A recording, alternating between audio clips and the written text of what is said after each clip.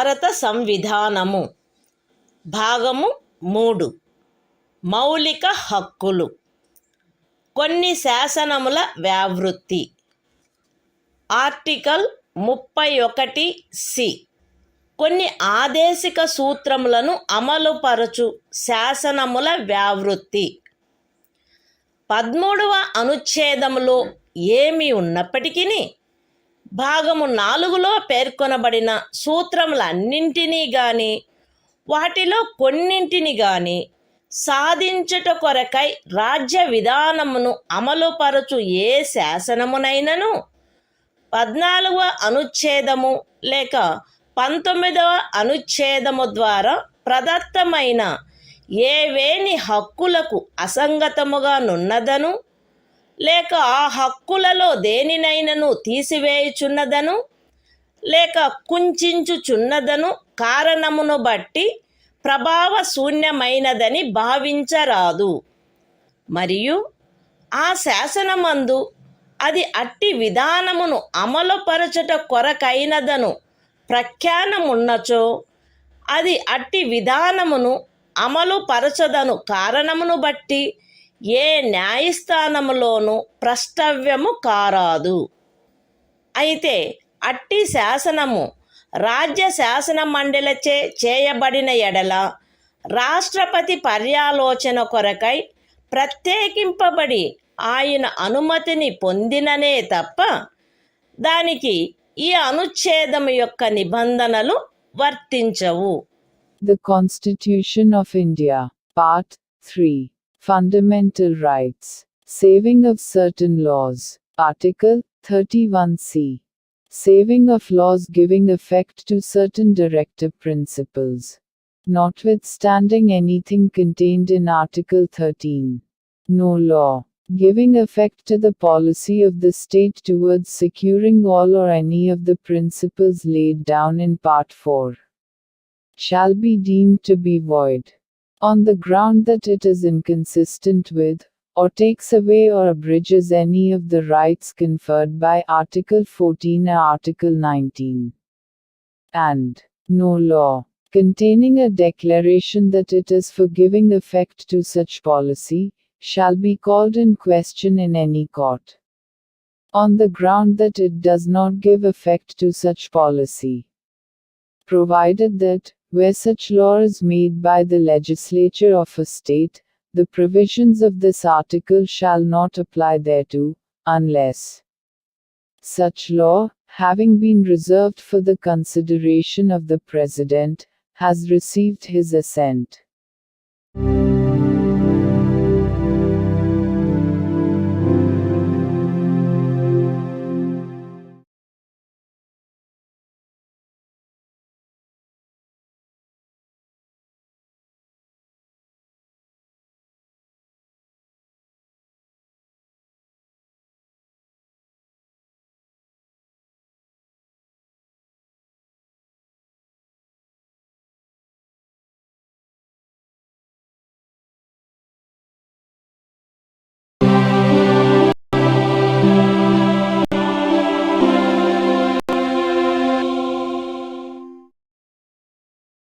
భారత సంవిధానము భాగము 3 మౌలిక హక్కులు. సంవిధానిక ప్రత్యుపాయములకు హక్కు. ఆర్టికల్ 32 ఈ భాగముచే ప్రదత్తము చేయబడిన హక్కులను అమలుపరుచుటకు ప్రత్యుపాయములు. ఈ భాగము ద్వారా ప్రదత్తమైన హక్కులను అమలుపరచుటకు సముచిత చర్యల ద్వారా సర్వోన్నత న్యాయస్థానమును అర్థించు హక్కుకు హామీ ఇయ్యబడినది.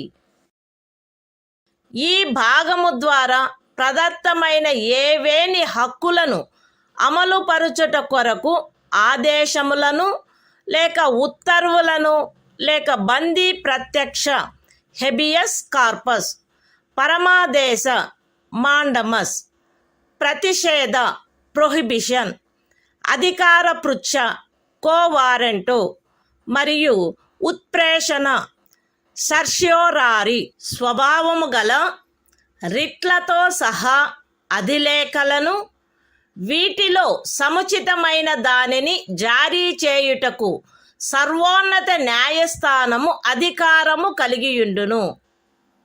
ఖండములు 1 మరియు 2 ద్వారా సర్వోన్నత న్యాయస్థానమునకు ప్రదత్తమైన అధికారములకు భంగము కలగకుండా ఖండము 2 క్రింద సర్వోన్నత న్యాయస్థానముచే వినియోగింపబడదగు అధికారముల అన్నిటినీ కానీ వాటిలో దేనినైనను కానీ ఏదేని ఇతర న్యాయస్థానమునకు దాని అధికారిత యొక్క స్థానిక హద్దులలో వినియోగించు అధికారమును శాసనము ద్వారా పార్లమెంటు వసగవచ్చును.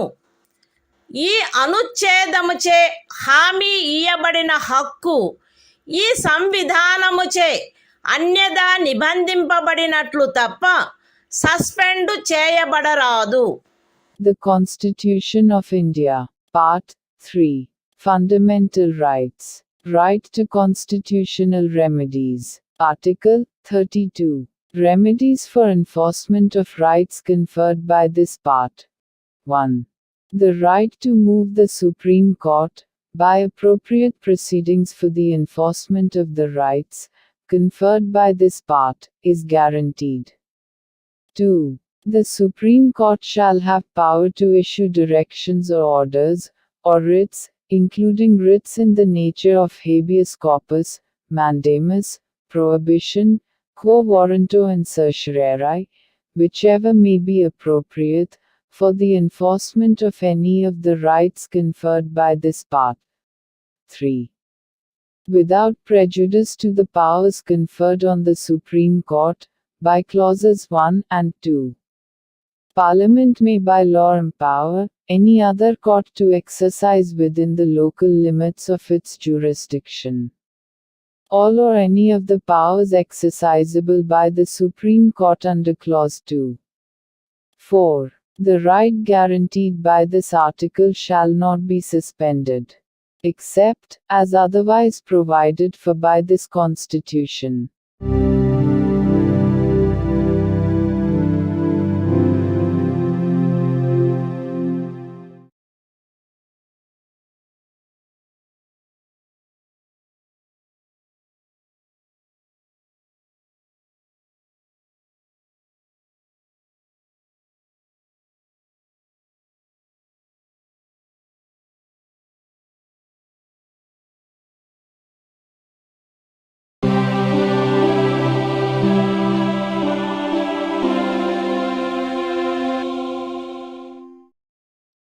భారత సంవిధానము భాగము 3 మౌలిక హక్కులు సంవిధానిక ప్రత్యుపాయములకు హక్కు.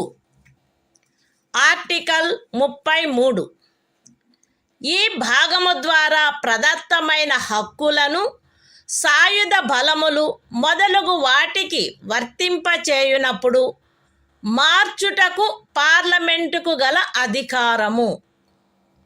ఈ భాగము ద్వారా ప్రదత్తమైన హక్కులలో వేటినైనను సాయుధ బలములకు చెందిన సభ్యులకు లేక ప్రజాశాంతిని కాపాడు భారము వహించిన సాయుధ బలములకు చెందిన సభ్యులకు లేక గుప్త సమాచారము కొరకు లేక ఎదురు గుప్త సమాచారము కొరకు రాజ్యముచే స్థాపించబడిన ఏదేని బ్యూరోలో లేదా ఇతర వ్యవస్థలో నియమించబడిన వ్యక్తులకు లేక ఏ నుండి సి వరకు గల ఖండములలో నిర్దేశింపబడిన ఏదేని సాయుధ బలము బ్యూరో లేక వ్యవస్థ కొరకై ఏర్పాటు చేసిన టెలికమ్యూనికేషన్ వ్యవస్థలలో నియమించబడిన లేదా వాటికి సంబంధించిన వ్యక్తులకు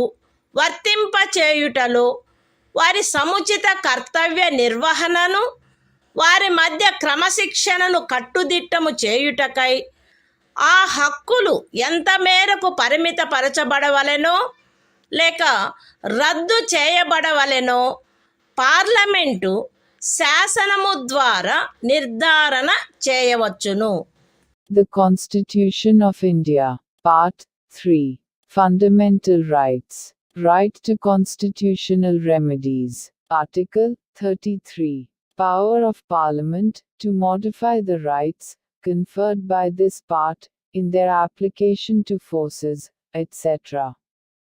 Parliament may by law determine to what extent any of the rights conferred by this part shall, in their application to the members of the armed forces, or the members of the forces charged with the maintenance of public order, or persons employed in any bureau or other organization established by the state for purposes of intelligence or counterintelligence, or person employed in or in connection with the telecommunication systems set up for the purposes of any force, bureau, or organization referred to in clauses A to C be restricted or abrogated so as to ensure the proper discharge of their duties and the maintenance of discipline among them.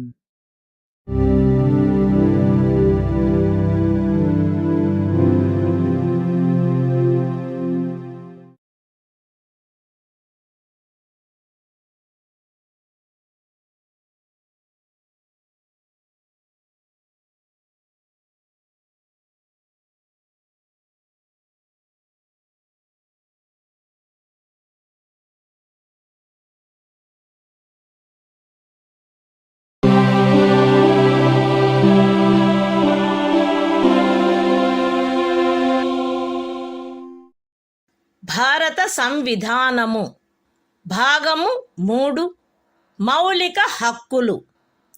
సంవిధానిక ప్రత్యుపాయములకు హక్కు. Article 34. ఏదేని ప్రాంతములో సైనిక శాసనము అమలులోనున్నప్పుడు ఈ భాగము ద్వారా ప్రదత్తమైన హక్కులపై నిర్బంధన.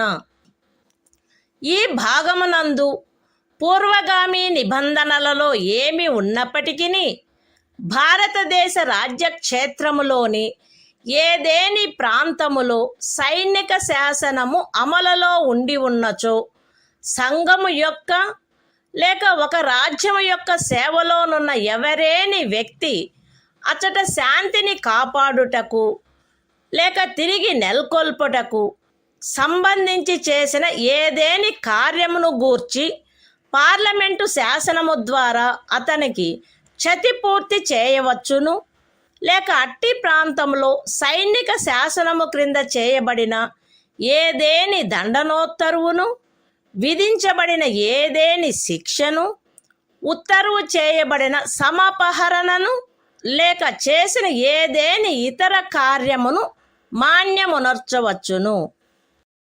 The Constitution of India, Part 3. Fundamental Rights. Right to constitutional remedies. Article 34. Restriction on rights conferred by this part while martial law is in force in any area. Notwithstanding anything in the foregoing provisions of this part, Parliament may, by law, indemnify any person, in the service of the Union, or of a state, or any other person, in respect of any act done by him, in connection with the maintenance or restoration of order, in any area within the territory of India, where martial law was in force, or validate any sentence passed, punishment inflicted, forfeiture ordered, or other act done under martial law in such area.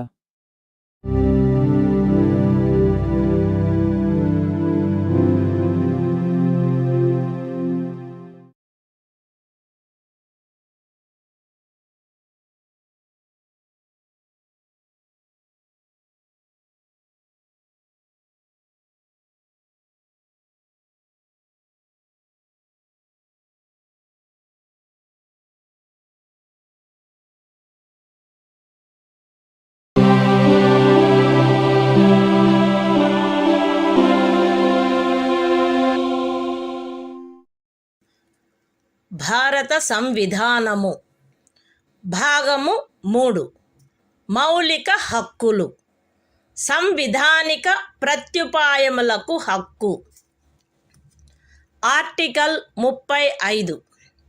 ఈ భాగము యొక్క నిబంధనలను అమలుపరచుటకు శాసన నిర్మాణము. ఈ సంవిధానమునందేమున్నప్పటికీ 16వ అనుచ్ఛేదము యొక్క ఖండము 3, 32వ అనుచ్ఛేదము యొక్క ఖండము 3, 33వ మరియు 34వ అనుచ్ఛేదముల క్రింద పార్లమెంటు చేయు శాసనము ద్వారా నిబంధింపబడదగిన విషయములలో దేనిని గూర్చి అయినను శాసనములను చేయుటకు మరియు ఈ భాగము క్రింద అపరాధములుగా ప్రఖ్యానించబడిన కార్యములకు శిక్షను విహితము చేయుట కొరకైన శాసనములను చేయుటకు పార్లమెంటు అధికారము కలిగియుండును. రాజ్య శాసన మండలి ఆ అధికారమును కలిగియుండదు. మరియు పార్లమెంటు ఈ సంవిధాన ప్రారంభమునకు పిమ్మట వీలైనంత త్వరితముగా ఉపఖండము 2లో నిర్దేశించబడిన కార్యములకు శిక్షను విహితము చేయుటకు శాసనములను చేయవలయును. ఖండము ఏ యొక్క ఉపఖండము 1లో నిర్దేశింపబడిన ఏదేని విషయమును గూర్చినదైనా లేక ఆ ఖండము యొక్క ఉపఖండము 2లో నిర్దేశించబడిన కార్యమునకు దేనికైనను శిక్షను నిబంధించునదై ఈ సంవిధాన ప్రారంభమునకు అవ్యవహిత పూర్వము భారతదేశ రాజ్య క్షేత్రమునందు అమలులోనున్న ఏదేని శాసనము అందలి నిబంధనలకును 372వ అనుచ్ఛేదము క్రింద దాని యందు చేయబడు అనుకూలానుసరణకును మరియు మార్పులకును అత్యధీనమై పార్లమెంటుచే మార్పు లేక రద్దు లేక సవరణ చేయబడు వరకు అమలునందు కొనసాగవలెను. విశదీకరణ. ఈ అనుచ్ఛేదమునందు అమలులోనున్న శాసనము అను పదబంధము 372వ అనుచ్ఛేదములో ఆ పదబంధమునకు ఏ అర్థము కలదో ఆ అర్థమునే కలిగియుండును. The Constitution of India, Part 3. Fundamental Rights. Right to constitutional remedies. Article 35. Legislation to give effect to the provisions of this part. Notwithstanding anything in this Constitution, Parliament shall have, and the legislature of a state shall not have, power to make laws with respect to any of the matters which, under Clause 3 of Article 16, Clause 3 of Article 32, Article 33 and Article 34 may be provided for by law made by Parliament, and for prescribing punishment for those acts which are declared to be offences under this part. And Parliament shall, as soon as may be after the commencement of this Constitution, make laws for prescribing punishment for the acts referred to in subclause 2. Any law in force immediately before the commencement of this Constitution in the territory of India with respect to any of the matters referred to in subclause 1 of Clause A, or providing for punishment for any act referred to in subclause 2 of that clause shall, subject to the terms thereof and to any adaptations and modifications that may be made therein, under Article 372, continue in force until altered, or repealed, or amended, by Parliament. Explanation. In this article, the expression, law in force, has the same meaning as in Article 372.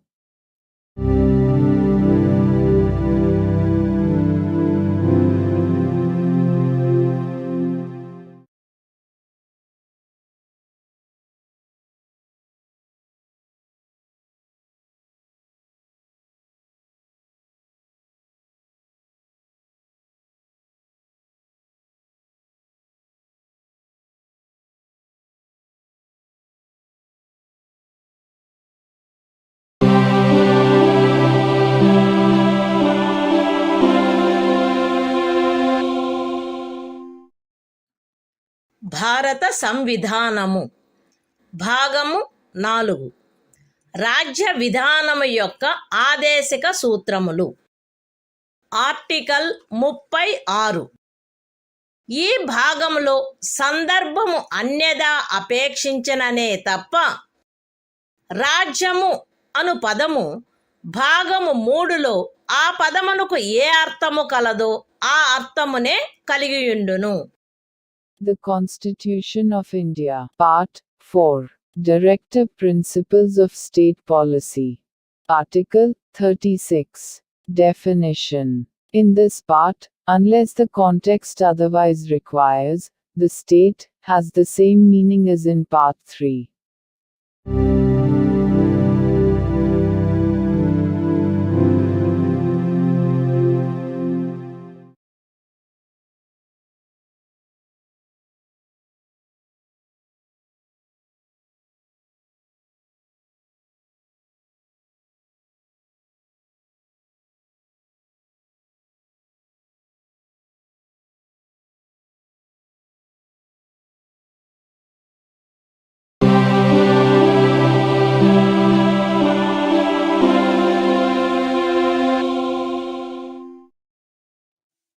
భారత సంవిధానము భాగము 4 రాజ్య విధానము యొక్క ఆదేశిక సూత్రములు.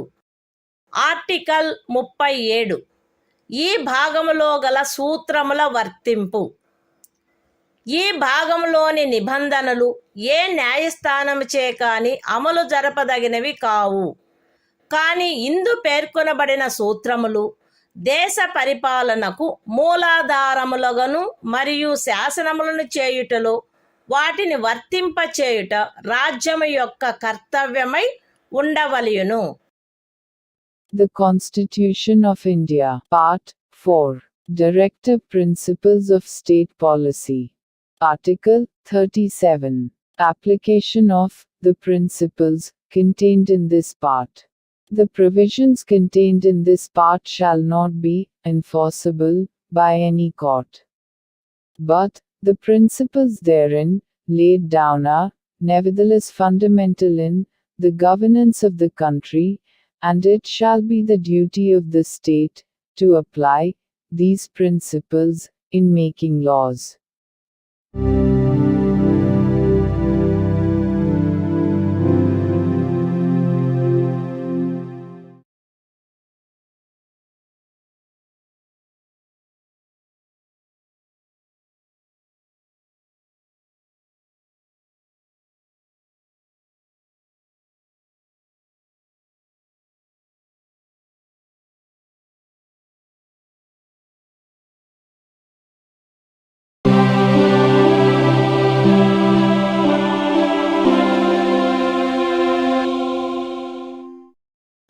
భారత సంవిధానము భాగము 4 రాజ్య విధానము యొక్క ఆదేశిక సూత్రములు. ఆర్టికల్ 38. రాజ్యము ప్రజల శ్రేయస్సును పెంపొందించు సాంఘిక వ్యవస్థను చేకూర్చుట.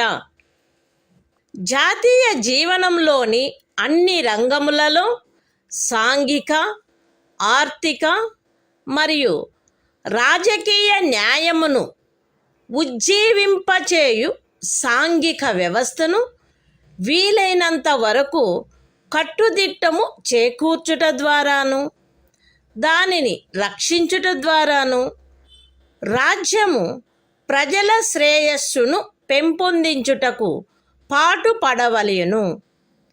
రాజ్యము ప్రత్యేకించి రాబడిలో అసమానతలను తగ్గించుటకు పాటుపడవలెను మరియు విభిన్న ప్రాంతములందు నివసించుచున్న లేక విభిన్న వృత్తులను చేపట్టిన వ్యక్తుల మధ్య మాత్రమే కాకుండా ప్రజావర్గముల మధ్య కూడా హోదా, సౌకర్యములు మరియు అవకాశములందు అసమానతలను తొలగించుటకు ప్రయత్నించవలెను.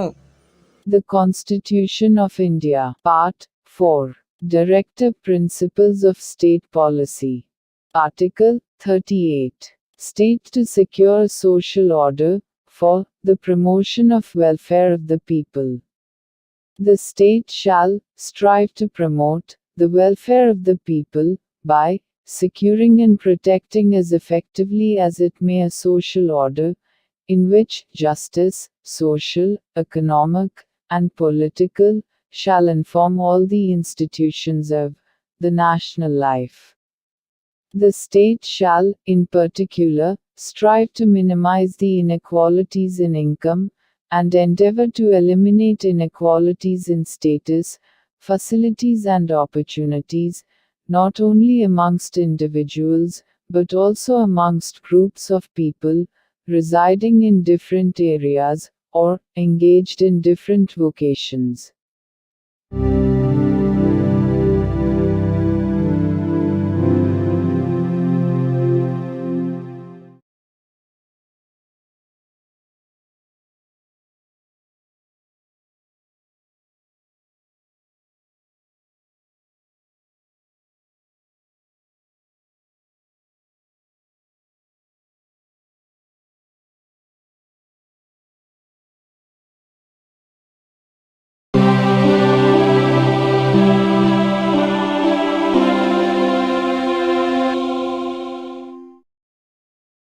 భారత సంవిధానము భాగము 4 రాజ్య విధానము యొక్క ఆదేశిక సూత్రములు. ఆర్టికల్ 39 రాజ్యము అనుసరించవలసిన కొన్ని విధాన సూత్రములు. రాజ్యము ఈ క్రింది వాటిని చేకూర్చుటకై ప్రత్యేకించి తన విధానమును రూపొందించవలెను.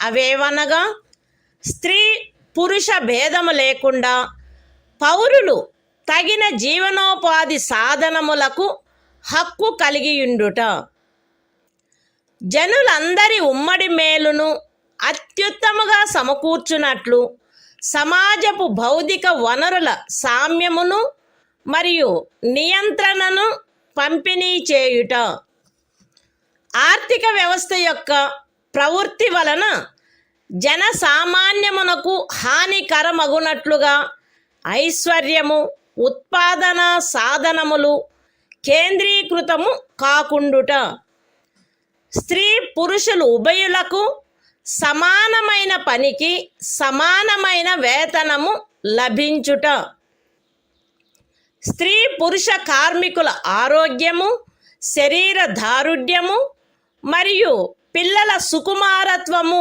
దురుపయోగము చేయబడుకుండుట మరియు పౌరుల ఆర్థికావశ్యకత వలన తమ వయస్సునకు లేక శరీర దారుఢ్యమునకు సరిపడని పనులలో చేరుటకు బలవంత పెట్టకుండుట, పిల్లలకు ఆరోగ్యకరమైన రీతిలో గౌరవప్రదమైన మరియు స్వేచ్ఛాయుతమైన పరిస్థితులలో అభివృద్ధి చెందు అవకాశములను మరియు సౌకర్యములను కల్పించుట మరియు బాల్య యవనములను శోషణ నుండి మరియు నైతిక మరియు భౌతిక పరిత్యజనము నుండి కాపాడుట.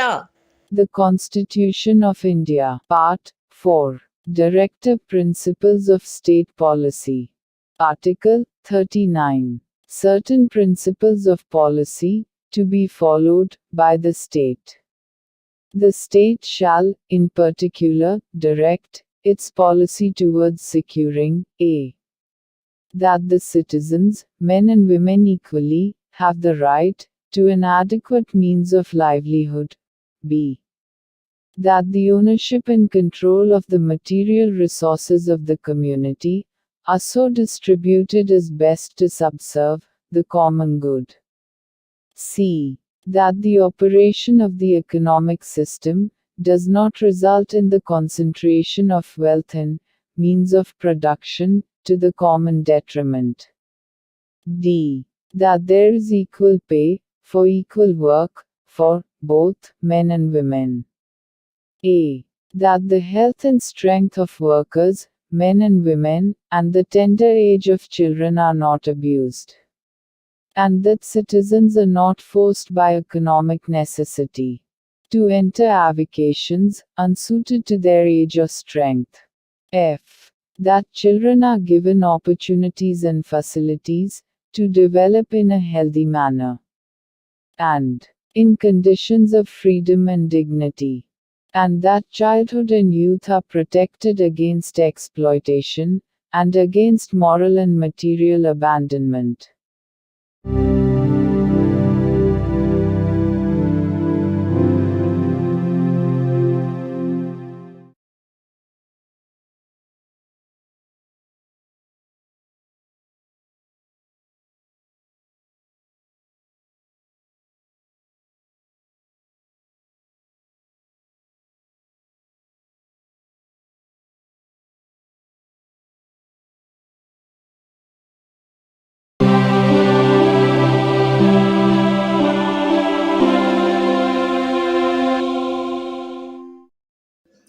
భారత సంవిధానము భాగము 4 రాజ్య విధానము యొక్క ఆదేశక సూత్రములు. ఆర్టికల్ 39A సమాన న్యాయము, ఉచిత న్యాయవాద సహాయము. శాసన వ్యవస్థ ప్రవృత్తి సమానావకాశ ప్రాతిపదికపై న్యాయమును చేకూర్చు రీతిలో నిర్వహించబడునట్లు రాజ్యము కట్టుదిట్టము చేయవలెను. మరియు ప్రత్యేకముగా ఏ పౌరునికైనను ఆర్థిక లేక ఇతర అసక్తతల కారణమున న్యాయమును పొందు అవకాశములు అలభ్యము కాకుండునట్లు కట్టుదిట్టము చేయుటకై తగిన శాసన నిర్మాణమును లేక పథకముల ద్వారా గాని ఏదేని ఇతర విధముగా గాని ఉచిత న్యాయవాద సహాయమును సమకూర్చవలెను. The Constitution of India, Part 4, Directive Principles of State Policy. Article 39A. Equal justice and free legal aid. The state shall secure that the operation of the legal system promotes justice on a basis of equal opportunity, and shall, in particular, provide free legal aid by suitable legislation or schemes, or in any other way to ensure that opportunities for securing justice are not denied to any citizen by reason of economic or other disabilities.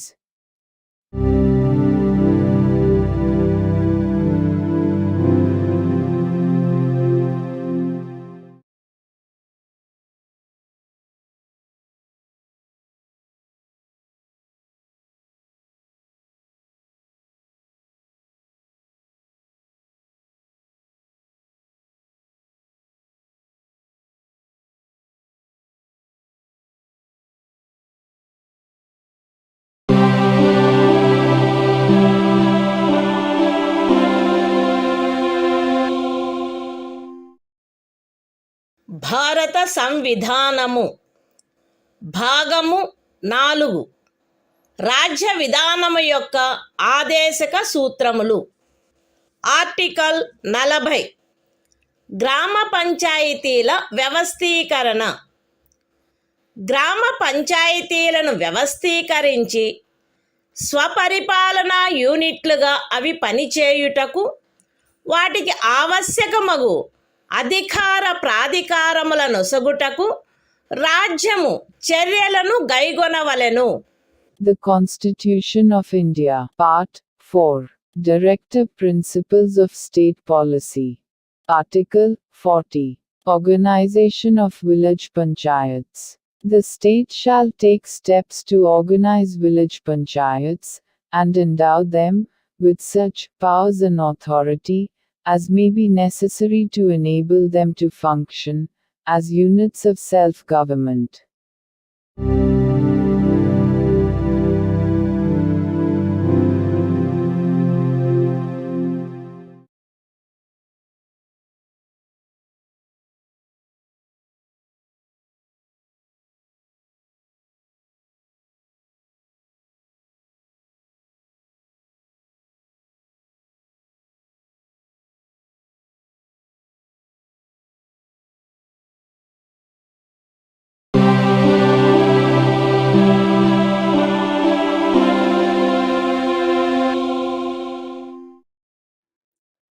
భారత సంవిధానము భాగము 4 రాజ్య విధానము యొక్క ఆదేశక సూత్రములు.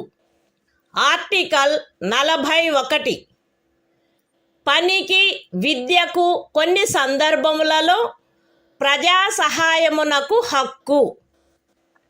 రాజ్యము దాని ఆర్థిక స్తోమత మరియు అభివృద్ధి పరిమితుల మేరకు పనిచేయు హక్కును, విద్య నేర్చుకొను హక్కును మరియు నిరుద్యోగము, వృద్ధాప్యము, అనారోగ్యము, అంగవైకల్యము మరియు ఇతర విధములైన అకారణ దారిద్ర్యము కలిగిన సందర్భములలో ప్రజా సహాయమును పొందు హక్కును చేకూర్చుటకై కట్టుదిట్టమైన ఏర్పాటు చేయవలెను. The Constitution of India, Part 4, Directive Principles of State Policy. Article 41, Right to work, to education, and to public assistance, in certain cases. The state shall, within the limits of its economic capacity and development, make effective provision for securing the right to work, to education, and to public assistance, in cases of unemployment, old age, sickness, and disablement, and in other cases of undeserved want.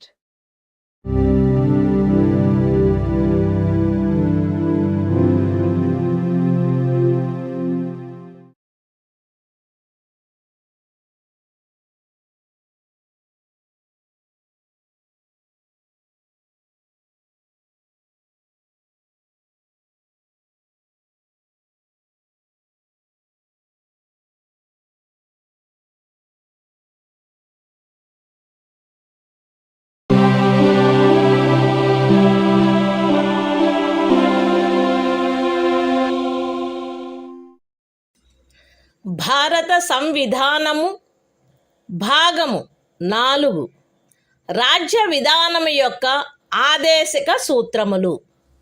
Article 42 పని విషయమున న్యాయమైన మరియు మానవోచితమైన పరిస్థితులకు మరియు ప్రసూతి సహాయమునకు ఏర్పాటు.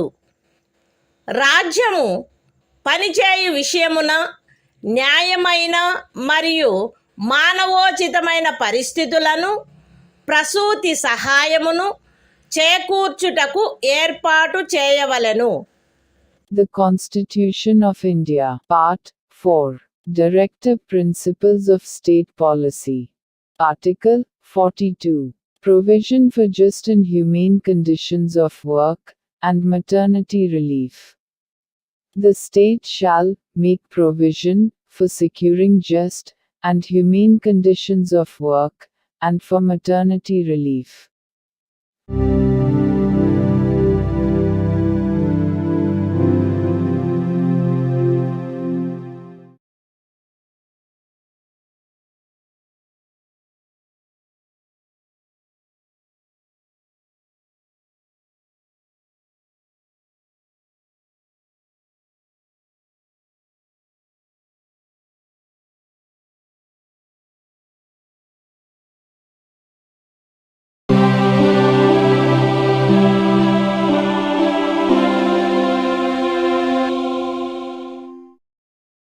భారత సంవిధానము భాగము 4 రాజ్య విధానము యొక్క ఆదేశక సూత్రములు.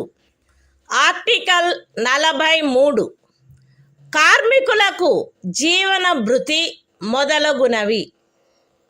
రాజ్యము తగిన శాసన నిర్మాణము ద్వారా లేక ఆర్థిక వ్యవస్థాపన ద్వారా లేక మరే విధముగానైనా వ్యవసాయ, పారిశ్రామిక లేక ఇతర కార్మికులందరికీ పనిని, జీవన భృతిని మరియు సముచిత జీవన స్థాయిని, విశ్రాంతి మరియు సాంఘిక సాంస్కృతిక అవకాశముల పూర్తి వినియోగమును చేకూర్చునట్టి పని పరిస్థితులను కల్పించుటకు ప్రయత్నించవలెను మరియు ప్రత్యేకించి గ్రామీణ ప్రాంతములలో వైయక్తిక ప్రాతిపదికపై లేక సహకార ప్రాతిపదికపై కుటీర పరిశ్రమలను పెంపొందింపచేయుటకు ప్రయత్నించవలెను. The Constitution of India, Part 4, Directive Principles of State Policy. Article 43, Living Wage, etc., for workers.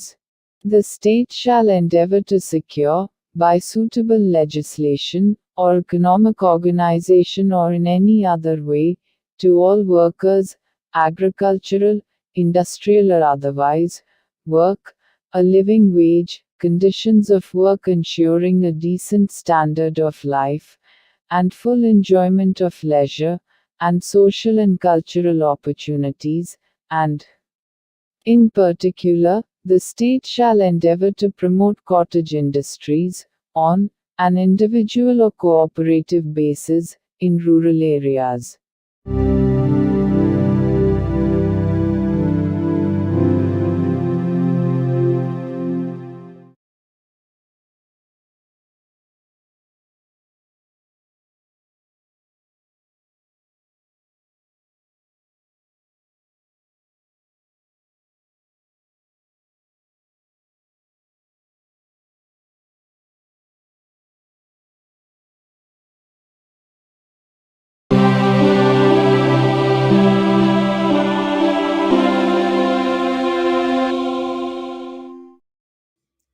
భారత సంవిధానము భాగము 4 రాజ్య విధానము యొక్క ఆదేశిక సూత్రములు.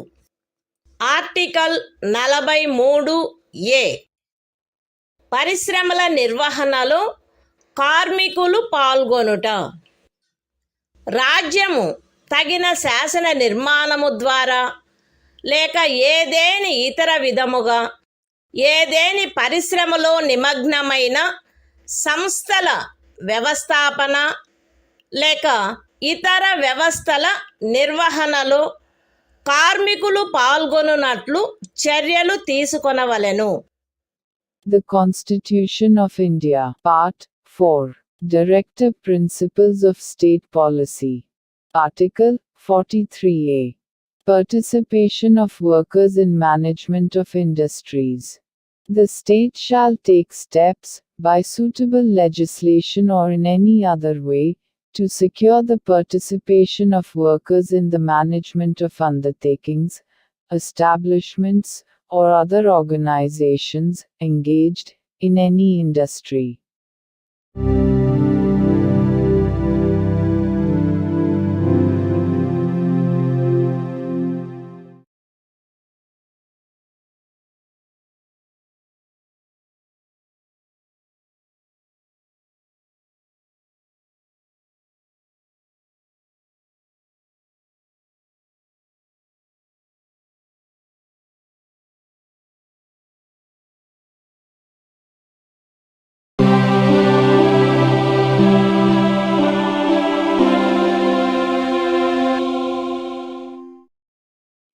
భారత సంవిధానము భాగము 4 రాజ్య విధానము యొక్క ఆదేశక సూత్రములు. ఆర్టికల్ 43B సహకార సంఘముల ప్రవర్ధనము. రాజ్యము సహకార సంఘములు స్వచ్ఛందముగా రూపొందించుటకు, స్వాయత్తముగా కృత్యములు నిర్వహించుటకు, ప్రజాస్వామ్య నియంత్రణ మరియు వృత్తిపరమై యాజమాన్యమును ప్రోత్సహించుటకు ప్రయత్నించవలెను. The Constitution of India, Part 4, Directive Principles of State Policy. Article 43B. Promotion of cooperative societies. The state shall endeavor to promote voluntary formation, autonomous functioning, democratic control and professional management of cooperative societies.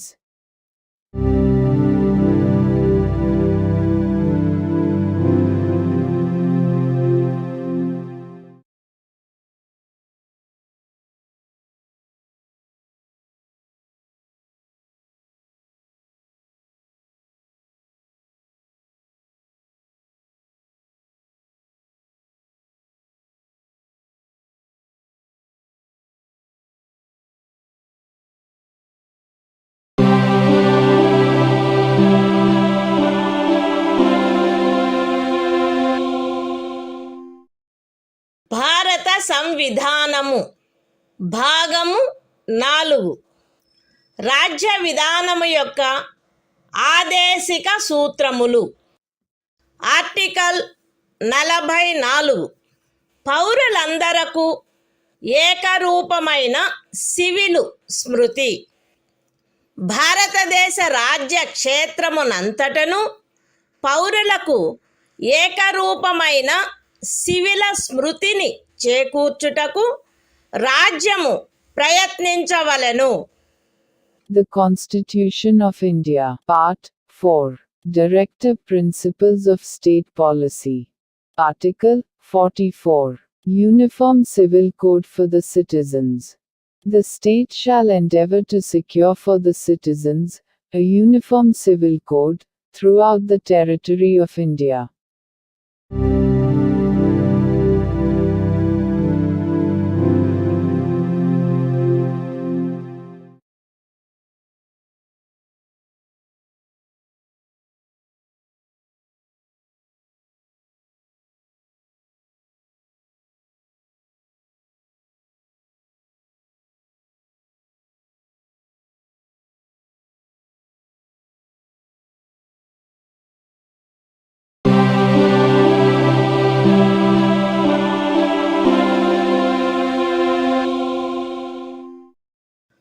భారత సంవిధానము భాగము 4 రాజ్య విధానము యొక్క ఆదేశిక సూత్రములు. Article 45 6 సంవత్సరముల లోపు బాలలందరికీ బాల్య ప్రారంభంలో సంరక్షణ మరియు విద్యను ఏర్పాటు చేయుట.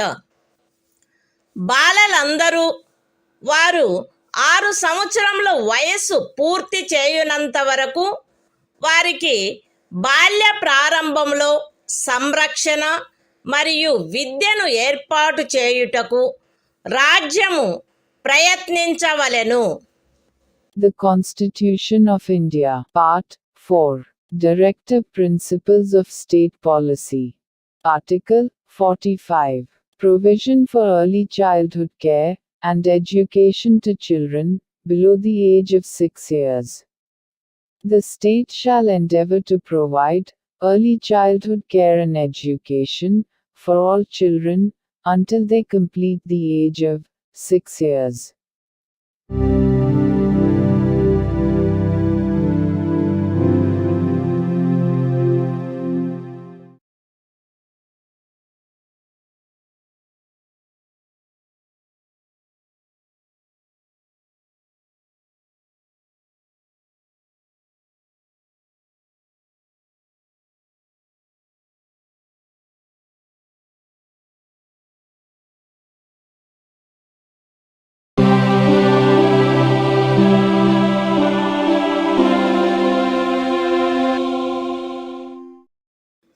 భారత సంవిధానము భాగము 4 రాజ్య విధానము యొక్క ఆదేశిక సూత్రములు.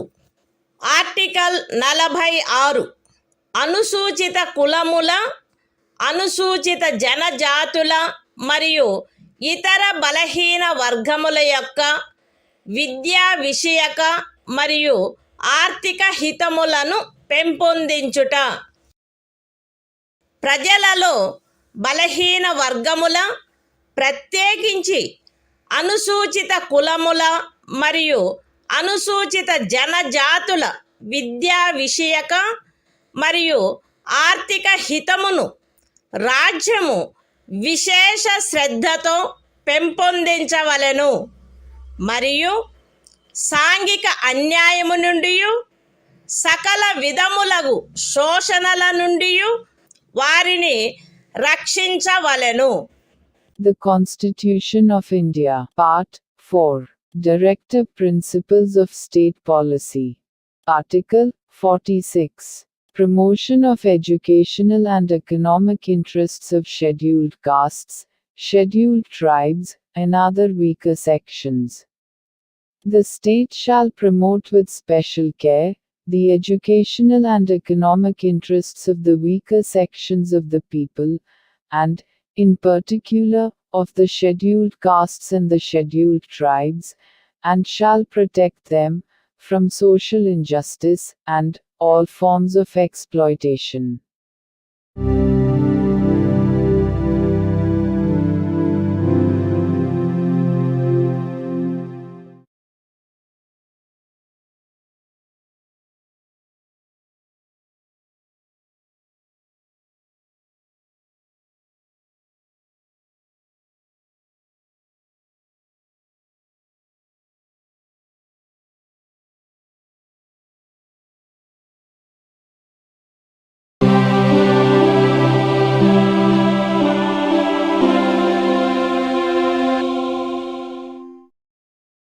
భారత సంవిధానము భాగము 4 రాజ్య విధానము యొక్క ఆదేశిక సూత్రములు.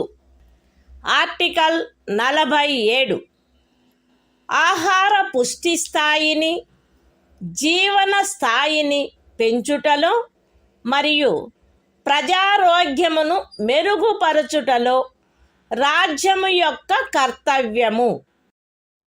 రాజ్యము ప్రజల ఆహార పుష్టి యొక్క స్థాయిని, జీవన స్థాయిని పెంచుట మరియు ప్రజారోగ్యమును మెరుగుపరుచుట తన ప్రాథమిక కర్తవ్యములలోనివిగా పరిగణించవలెను మరియు ప్రత్యేకించి వైద్య ప్రయోజనములకై తప్ప మద్యపానీయములను మరియు ఆరోగ్యమునకు భంగము కలిగించు ఔషధములను సేవించుటను నిషేధించుటకు రాజ్యము ప్రయత్నించవలెను.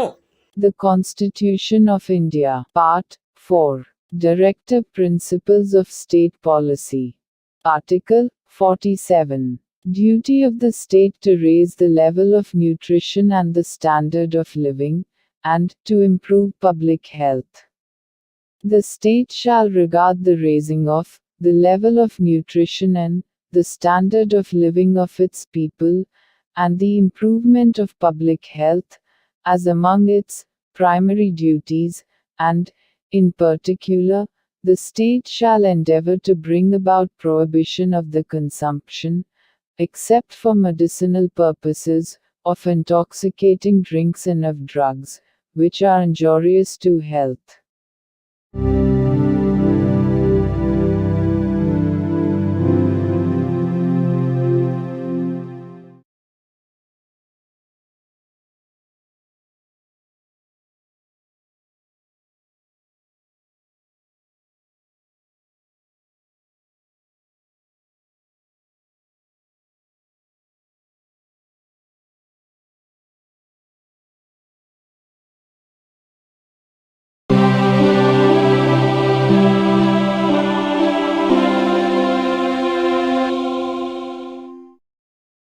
భారత సంవిధానము భాగము 4 రాజ్య విధానము యొక్క ఆదేశిక సూత్రములు.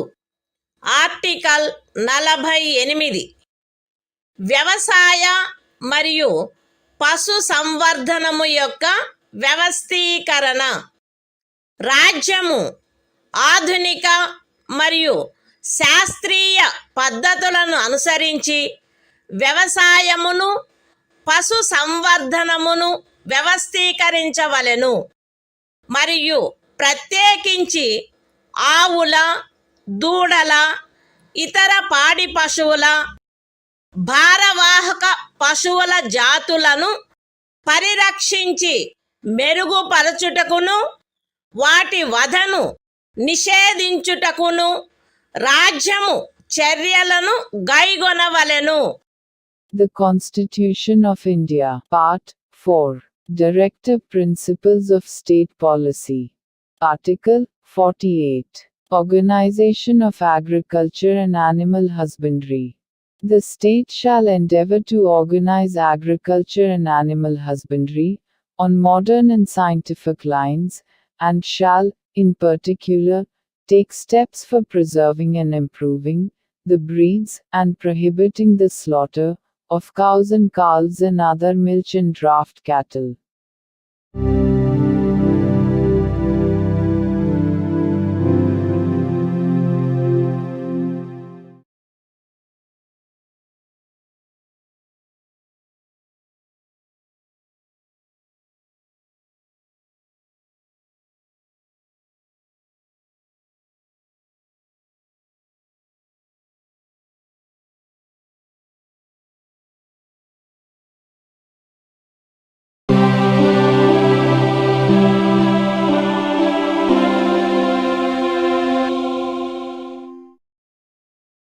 భారత సంవిధానము భాగము 4 రాజ్య విధానము యొక్క ఆదేశిక సూత్రములు. ఆర్టికల్ 48 ఏ పరిసరముల రక్షణ మరియు అభివృద్ధి మరియు అడవుల వన్యప్రాణుల సంరక్షణ. రాజ్యము పరిసరములను కాపాడి అభివృద్ధి చేయుటకును దేశములోని అడవులను వన్యప్రాణులను సంరక్షించుటకును ప్రయత్నించవలెను. The Constitution of India, Part 4, Directive Principles of State Policy. Article 48A. Protection and improvement of environment, and safeguarding of forests and wildlife. The state shall endeavor to protect and improve the environment, and to safeguard the forests and wildlife of the country.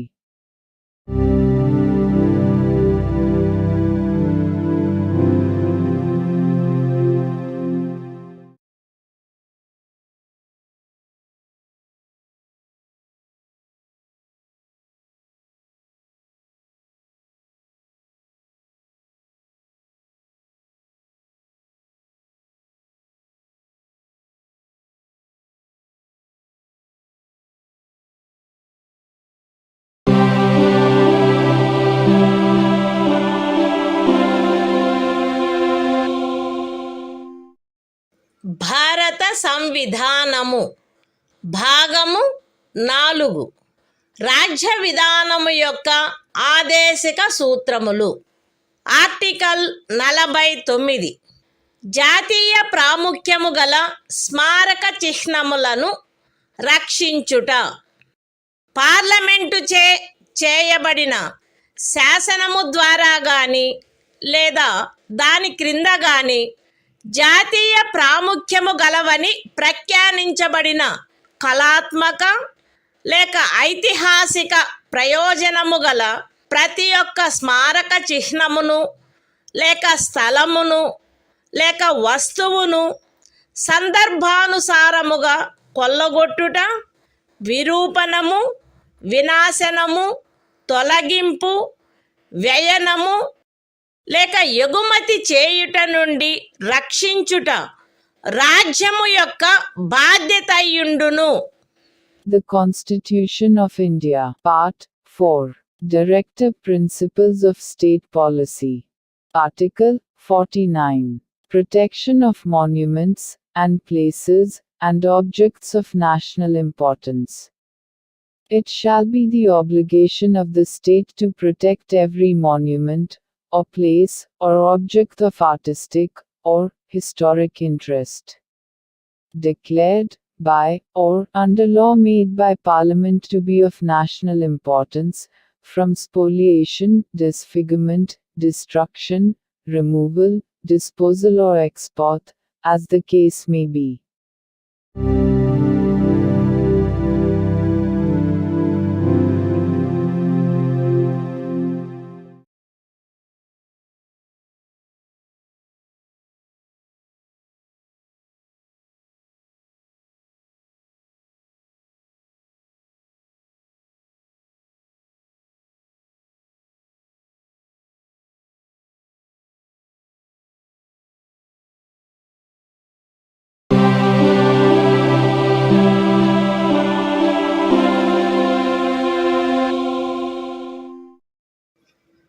భారత సంవిధానము భాగము 4 రాజ్య విధానము యొక్క ఆదేశిక సూత్రములు. Article 50 న్యాయపాలికను కార్యపాలక వర్గము నుండి వేరుపరుచుట. రాజ్యము యొక్క public సేవలలో న్యాయపాలికను కార్యపాలక వర్గము నుండి వేరుపరుచుటకు రాజ్యము చర్యలను గైగొనవలెను. The Constitution of India, Part 4, Directive Principles of State Policy. Article 50. Separation of judiciary from executive. The state shall take steps to separate the judiciary from the executive, in the public services of the state.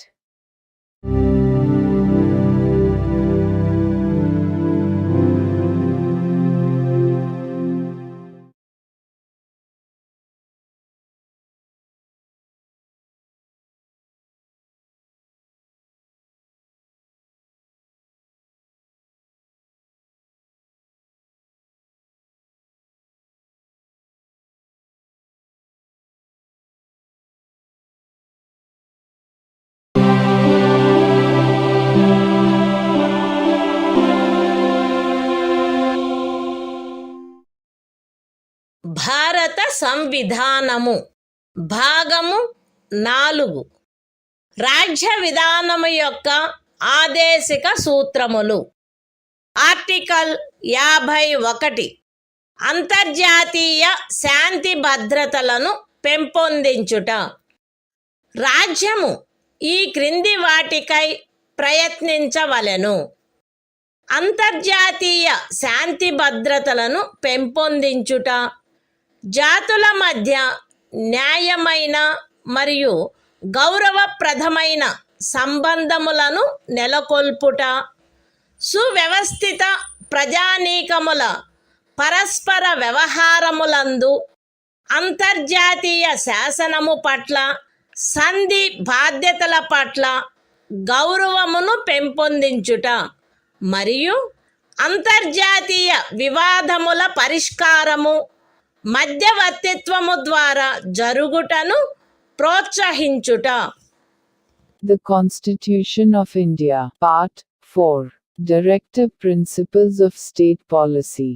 Article 51, Promotion of International Peace and Security. The state shall endeavor to a. Promote international peace and security.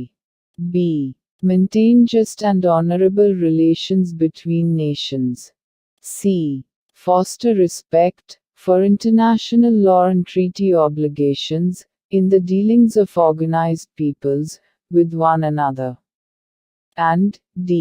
Encourage settlement of international disputes by arbitration.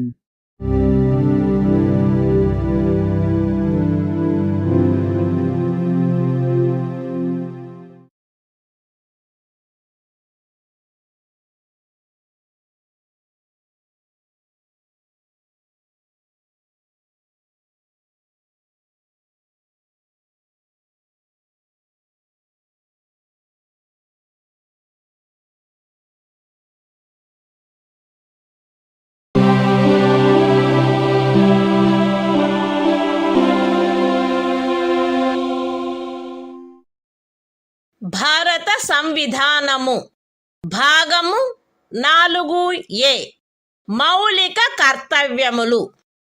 Article 51A ప్రతి భారత పౌరునికి సంవిధానమునకు కట్టుబడి ఉండుట మరియు దాని ఆదర్శములను, సంస్థలను, జాతీయ పతాకమును, జాతీయ గీతమును గౌరవించుట, జాతీయ స్వాతంత్ర పోరాటమునకు స్ఫూర్తినిచ్చిన ఉన్నతాదర్శములను జ్ఞప్తి అందించుకొని వాటిని పాటించుట, భారతదేశ సార్వభౌమతను, ఐక్యతను మరియు అఖండతను సమర్థించి కాపాడుట, దేశమును రక్షించుట మరియు కోరినప్పుడు జాతీయ సేవ చేయుట, భారత ప్రజలందరి మధ్య మత, భాష మరియు ప్రాంతము లేక వర్గ వైవిధ్యముల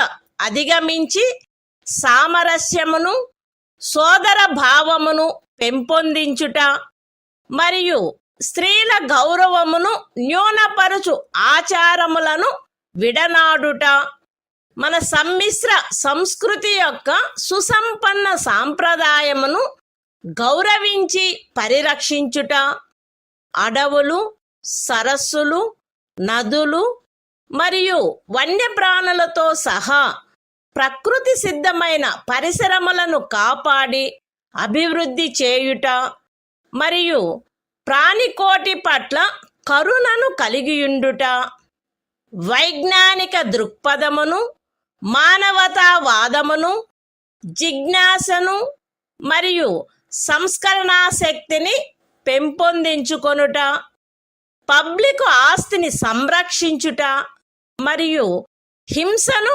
విడనాడుట, దేశ ప్రజల కృషి మరియు సాధనముల ఉన్నత స్థాయిలను నిరంతరం అందుకొనున్నట్లుగా వ్యష్టి మరియు సమష్టి కార్యరంగములన్నింటిలో శ్రేష్టతకై పాటుపడుట, తల్లి, తండ్రి లేక సంరక్షకుడు 6 మరియు 14 సంవత్సరముల మధ్య వయసు కలిగిన తమ పిల్లలకు లేక పోషితునికి విద్యావకాశములను కలగచేయుట కర్తవ్యమై ఉండవలెను.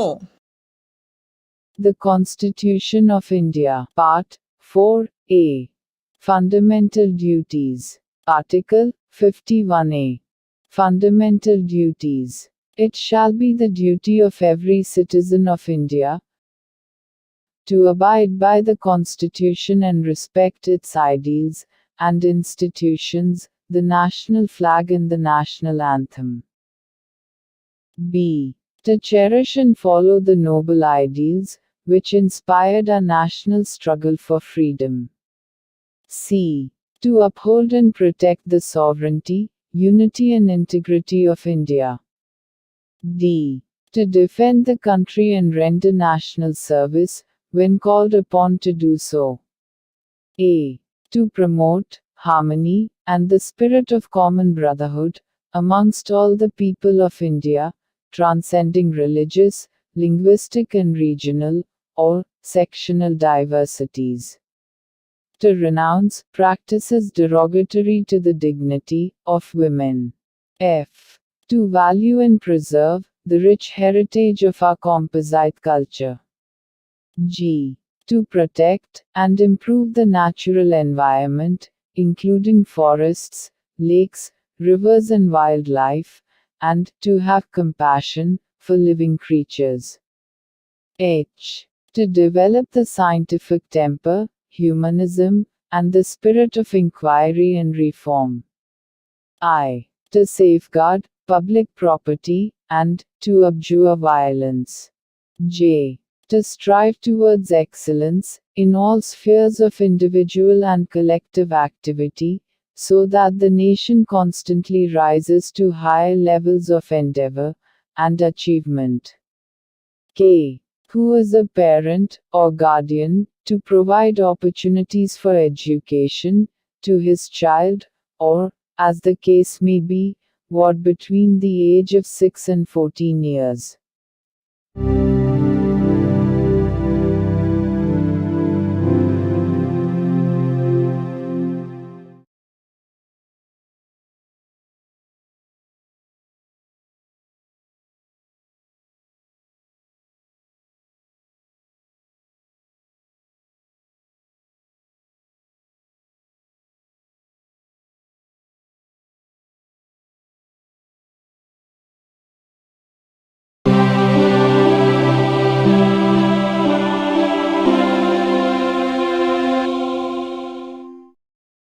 భారత సంవిధానము భాగము 5 సంఘము అధ్యాయం 1 కార్యపాలక వర్గము రాష్ట్రపతి మరియు ఉపరాష్ట్రపతి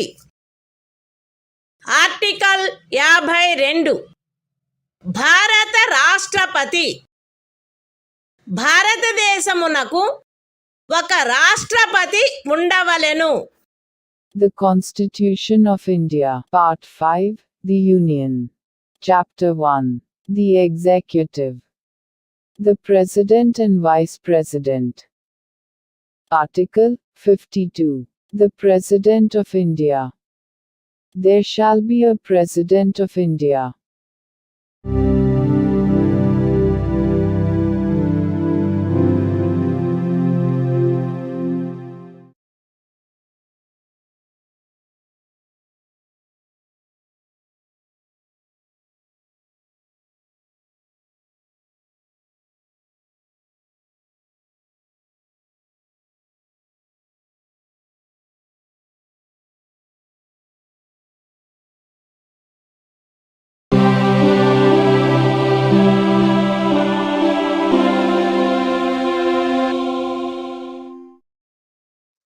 భారత సంవిధానము భాగము 5 సంఘము అధ్యాయము 1 కార్యపాలక వర్గము రాష్ట్రపతి మరియు ఉపరాష్ట్రపతి ఆర్టికల్ 53 సంఘము యొక్క కార్యపాలకాధికారము సంఘము యొక్క కార్యపాలకాధికారము రాష్ట్రపతి యందు నిహితమై ఉండవలెను.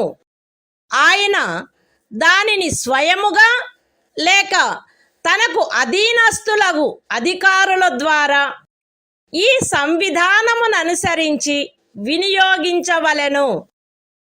పూర్వగామి నిబంధన యొక్క సాధారణతకు భంగము కలగకుండా సంఘము యొక్క రక్షణ బలములపై సర్వాధిపత్యము రాష్ట్రపతి యందు నిహితమై ఉండవలెను మరియు దాని వినియోగము శాసనము ద్వారా క్రమబద్ధము చేయబడవలెను.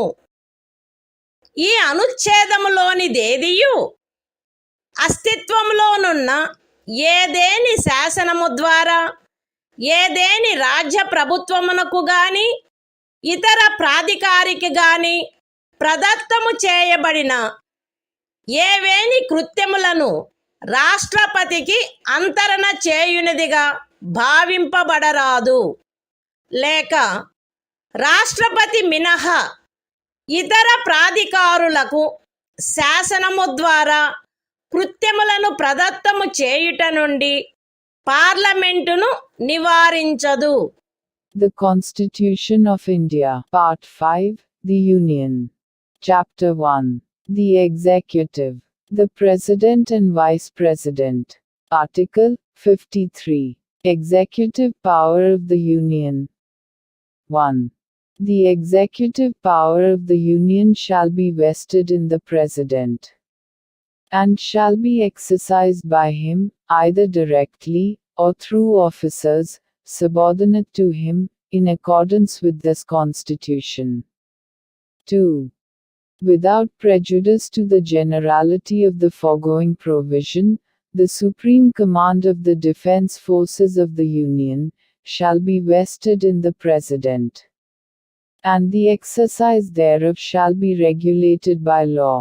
3. Nothing in this article shall be deemed to transfer to the President any functions conferred by any existing law on the government of any state, or other authority, or prevent Parliament from conferring by law functions on authorities other than the President.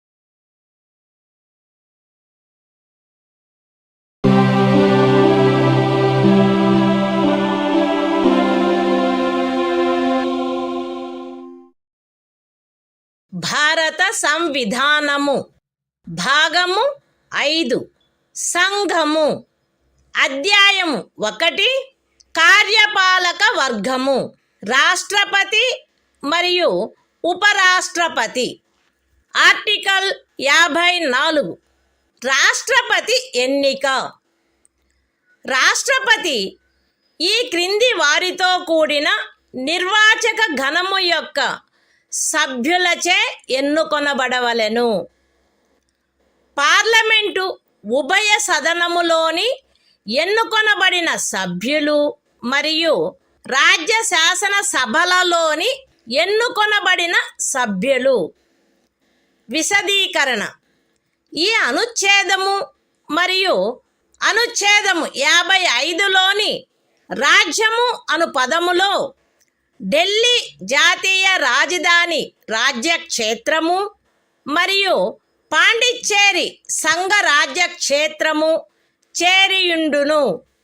The Constitution of India, Part 5, The Union. Chapter 1.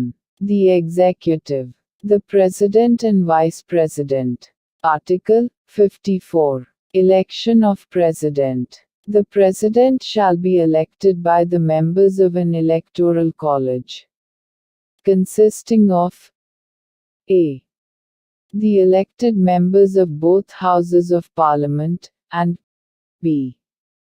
the elected members of the legislative assemblies of the states. Explanation. In this article, and in Article 55, state includes the National Capital Territory of Delhi and the Union Territory of Pondicherry.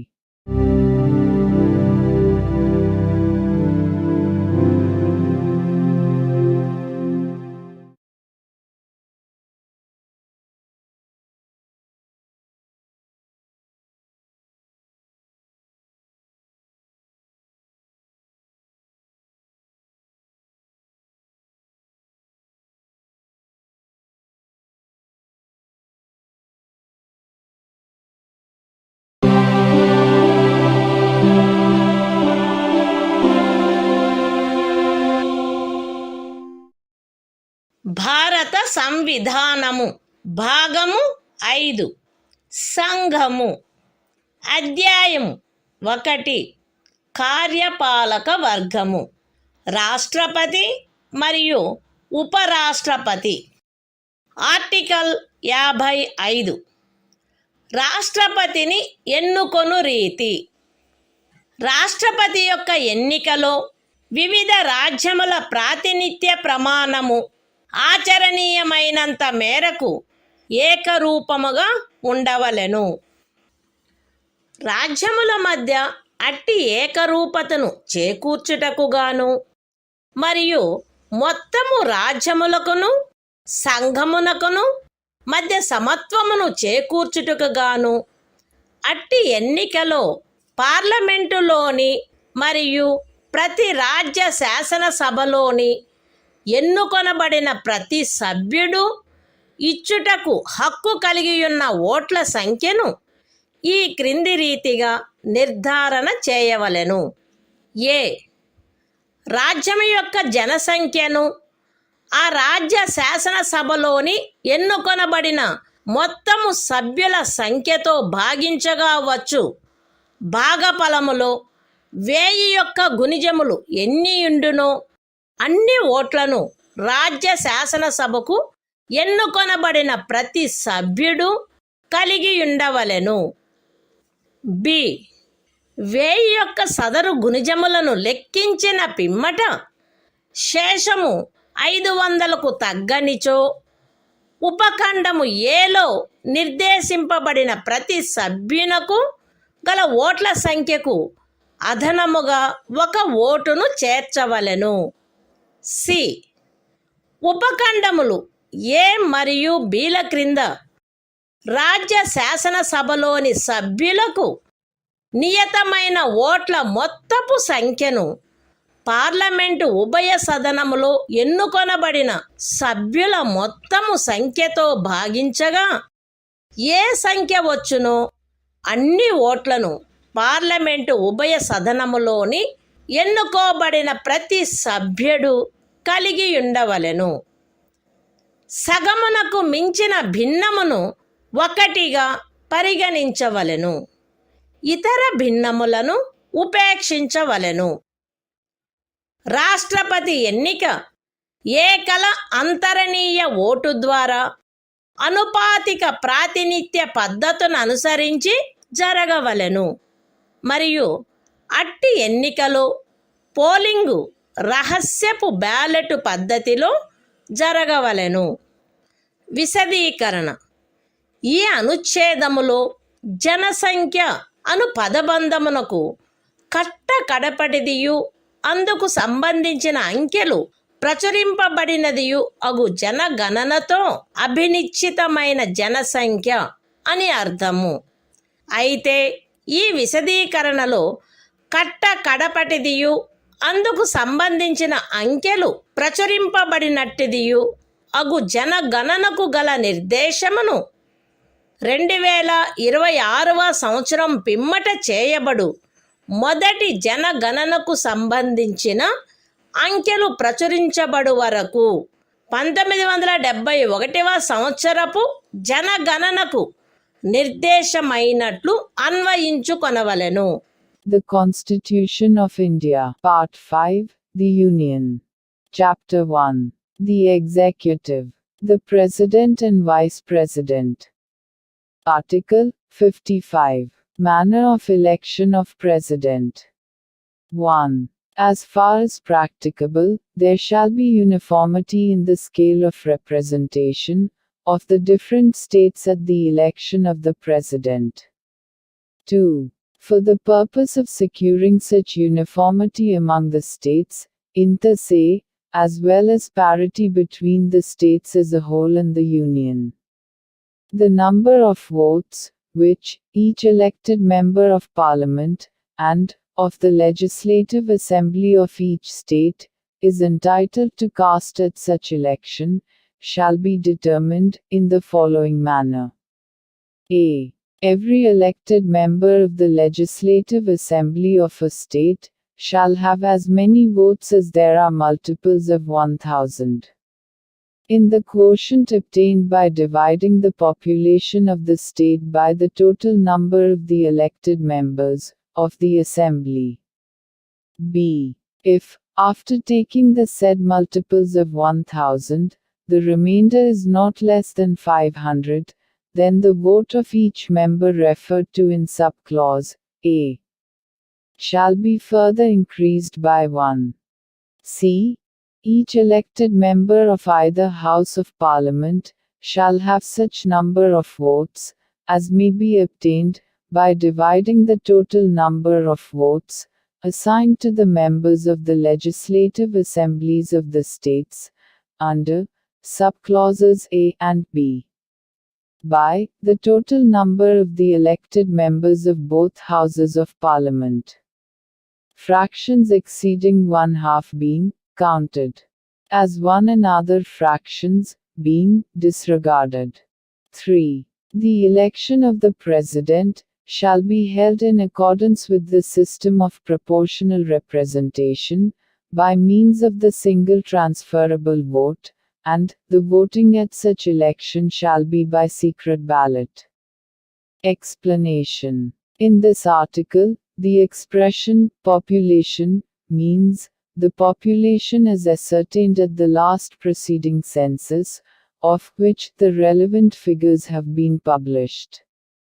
Provided that the reference in this explanation to the last preceding census, of which the relevant figures have been published shall, until the relevant figures for the first census taken after the year 2026 have been published, be construed as a reference to the 1971 census.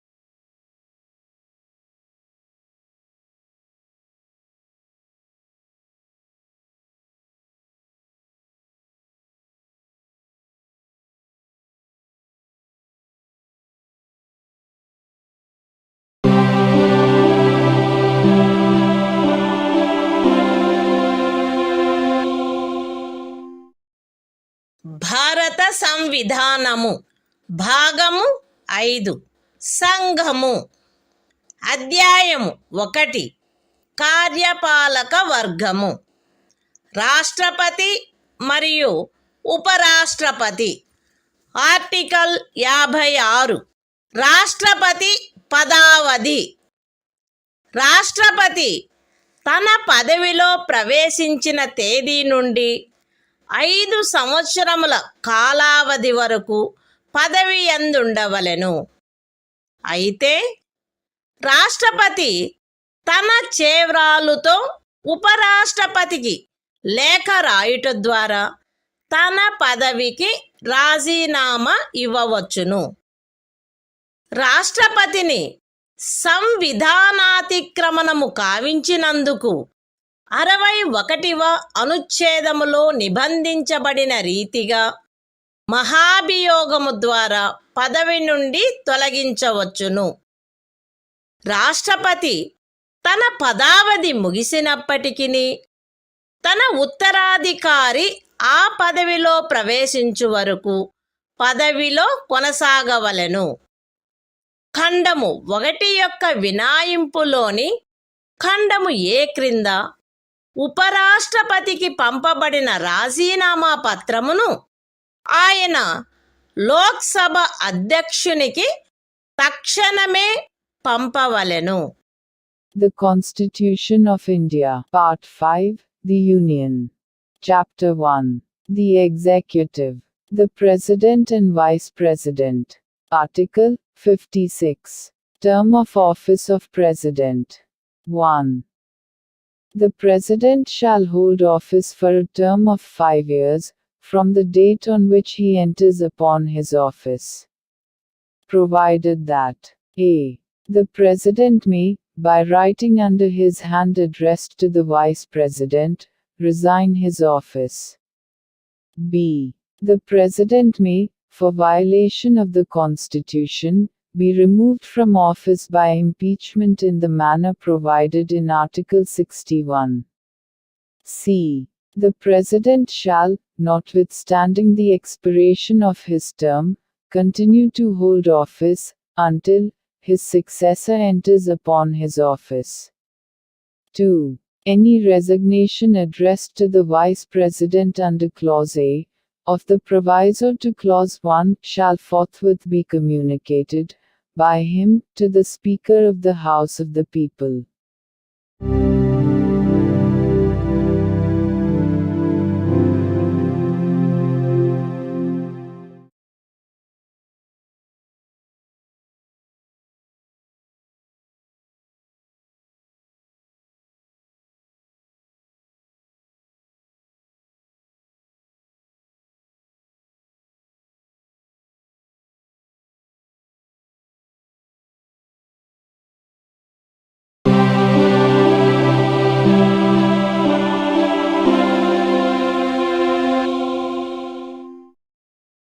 భారత సంవిధానము భాగము 5 సంఘము అధ్యాయము 1 కార్యపాలక వర్గము రాష్ట్రపతి మరియు ఉపరాష్ట్రపతి.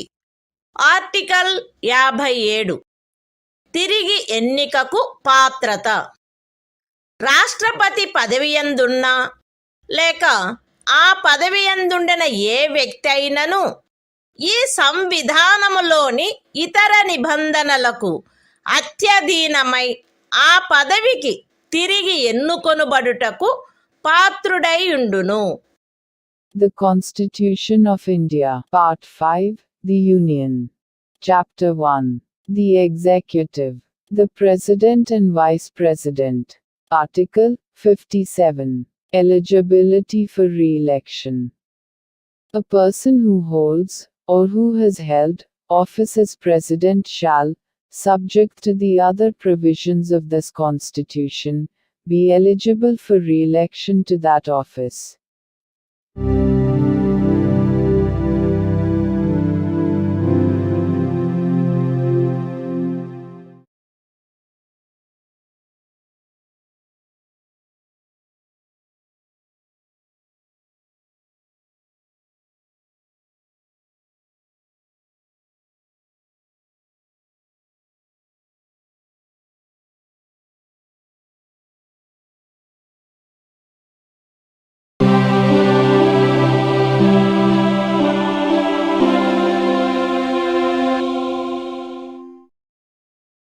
భారత సంవిధానము భాగము 5 సంఘము అధ్యాయము 1 కార్యపాలక వర్గము రాష్ట్రపతి మరియు ఉపరాష్ట్రపతి.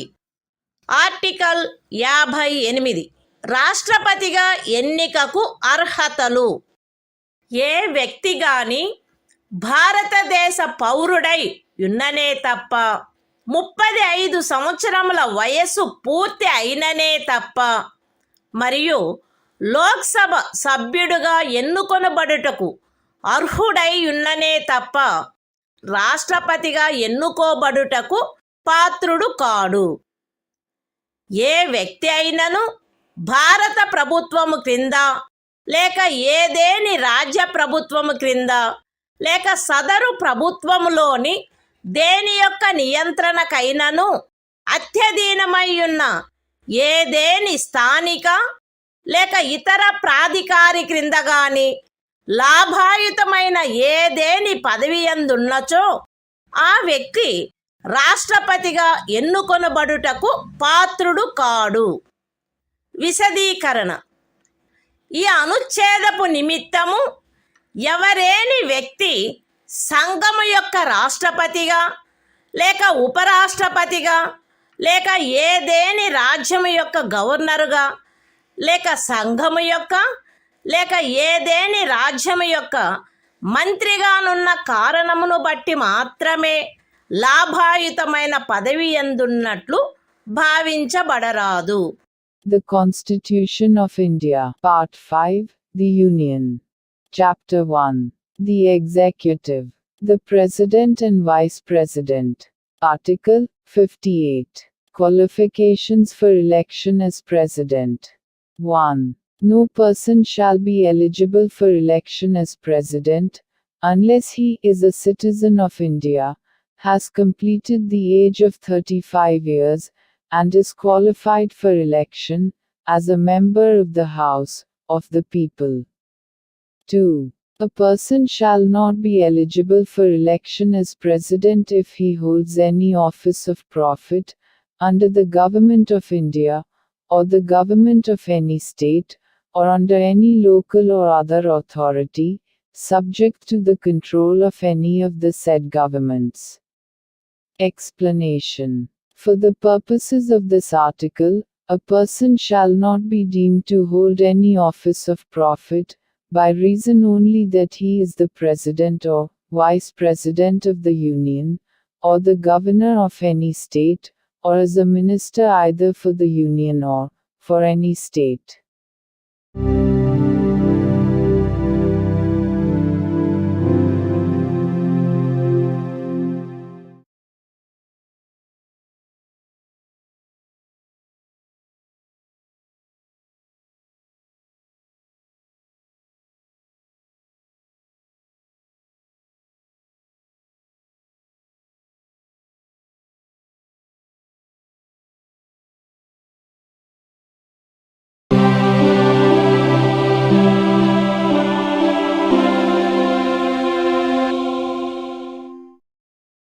భారత సంవిధానము భాగము 5 సంఘము అధ్యాయము 1 కార్యపాలక వర్గము రాష్ట్రపతి మరియు ఉపరాష్ట్రపతి.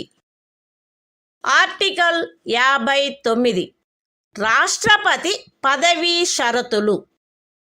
రాష్ట్రపతి పార్లమెంటు యొక్క లేక ఏదేని రాజ్య శాసన మండలి యొక్క ఏ సదనములో గాని సభ్యుడుగా ఉండరాదు మరియు పార్లమెంటు యొక్క లేక ఏదేని రాజ్య శాసన మండలి యొక్క ఏ సదనములోని సభ్యుడైనను రాష్ట్రపతిగా ఎన్నుకొనబడినచో ఆయన రాష్ట్రపతి పదవిలో ప్రవేశించిన తేదీ నుండి ఆ సదనములోని తన స్థానమును ఖాళీ చేసినట్లు భావించవలెను.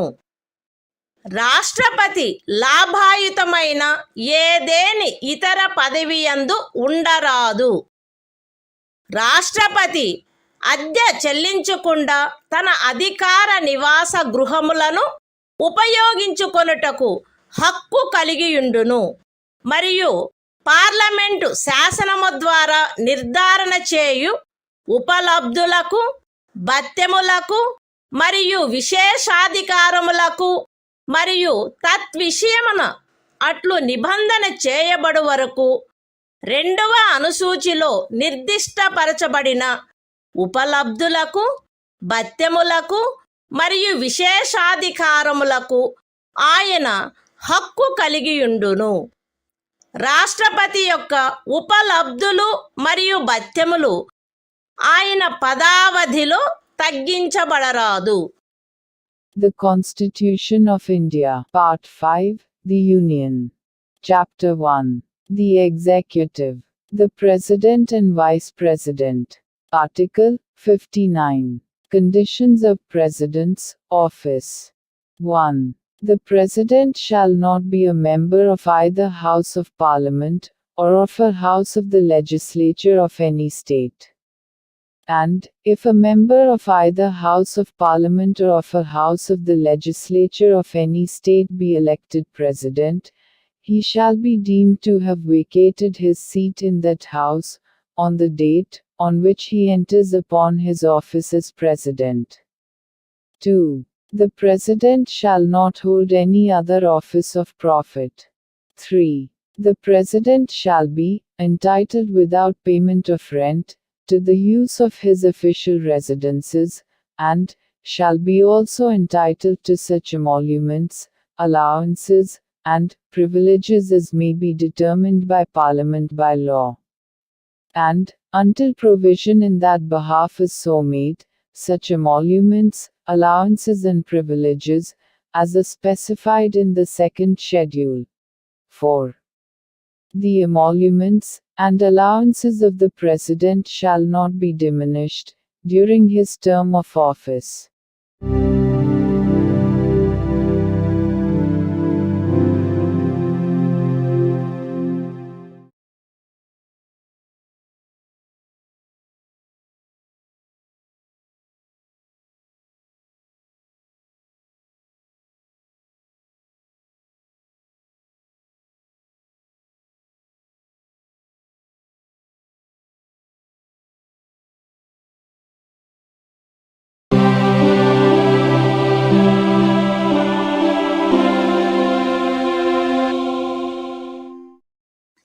భారత సంవిధానము.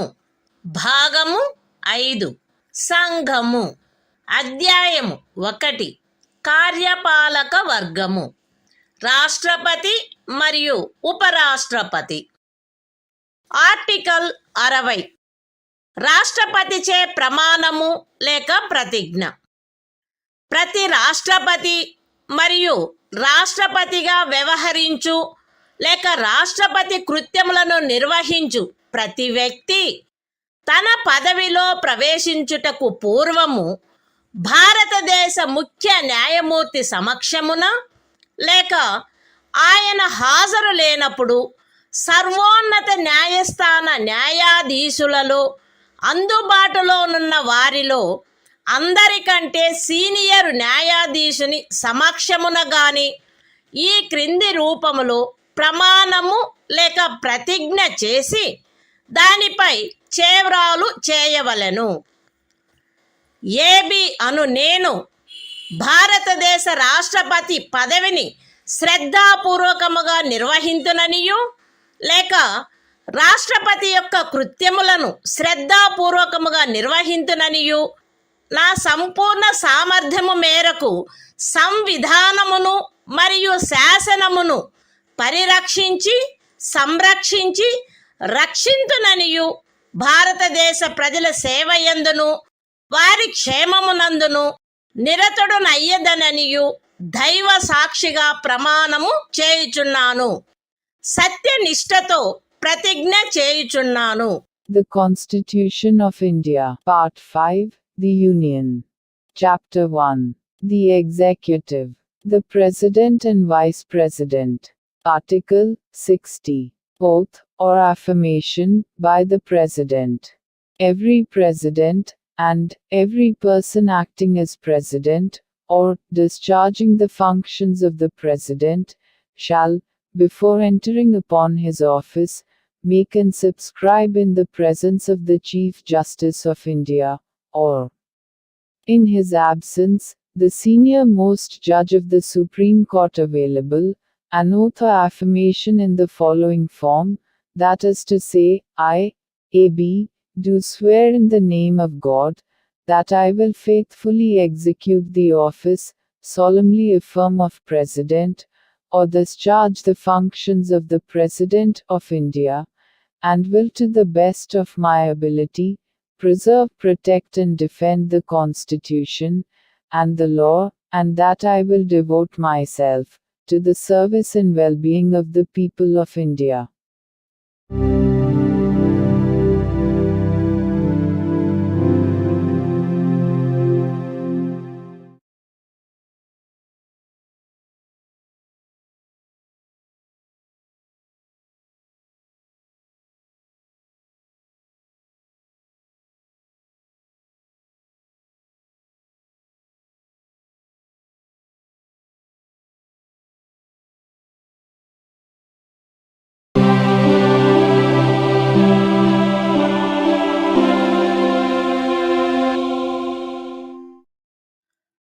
భారత సంవిధానము భాగము 5 సంఘము అధ్యాయము 1 కార్యపాలక వర్గము రాష్ట్రపతి మరియు ఉపరాష్ట్రపతి ఆర్టికల్ 61 రాష్ట్రపతిపై మహాభియోగము తెచ్చుటకు ప్రక్రియ సంవిధానాతిక్రమణము కావించినాడని రాష్ట్రపతిపై మహాభియోగం జరపబడవలసినప్పుడు పార్లమెంటు యొక్క ఏ సదనము చేనైనను ఆరోపణ చేయబడవలెను.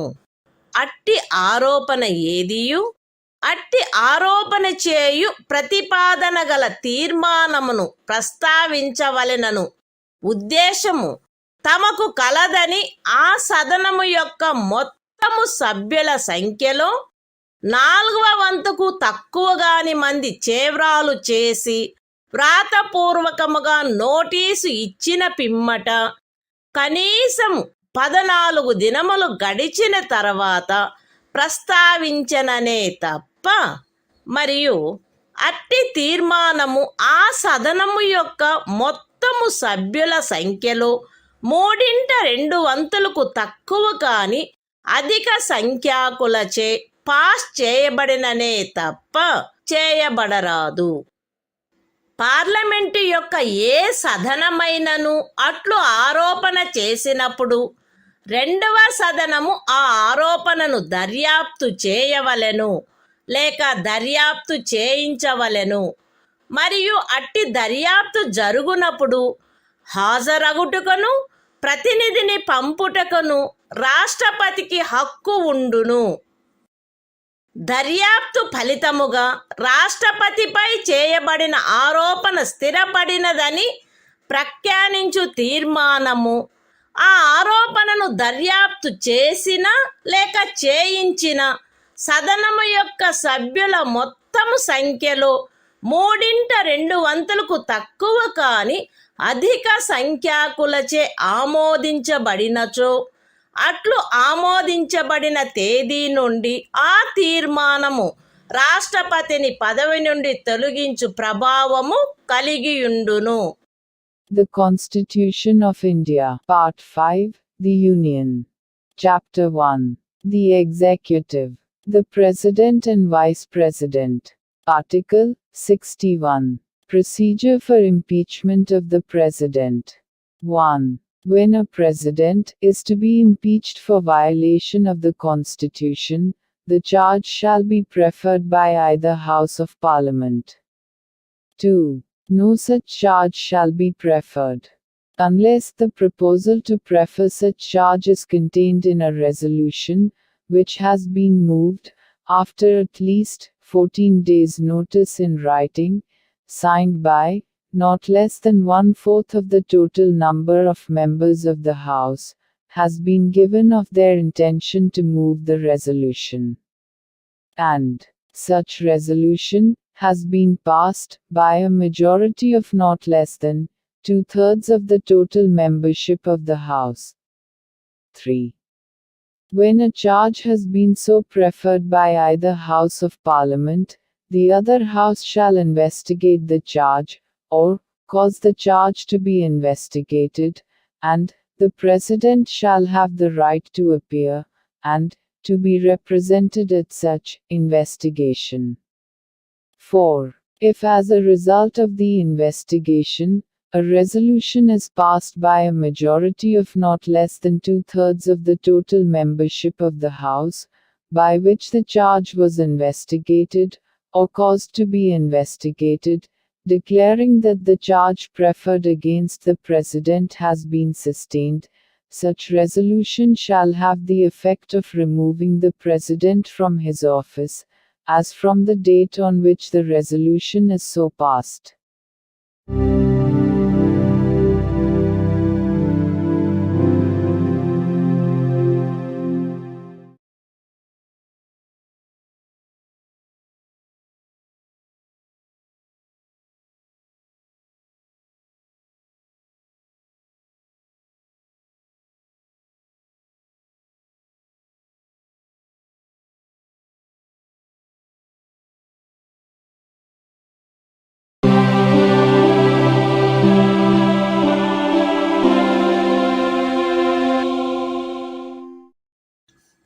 భారత సంవిధానము భాగము 5 సంఘము అధ్యాయము 1 కార్యపాలక వర్గము రాష్ట్రపతి మరియు ఉపరాష్ట్రపతి ఆర్టికల్ 62 రాష్ట్రపతి పదవి ఖాళీ అయినప్పుడు దానిని పూరించుటకు ఎన్నిక జరపవలసిన కాలము మరియు ఆకస్మికముగా ఏర్పడిన ఖాళీని పూరించుటకు ఎన్నుకొనబడు వ్యక్తి యొక్క పదావధి.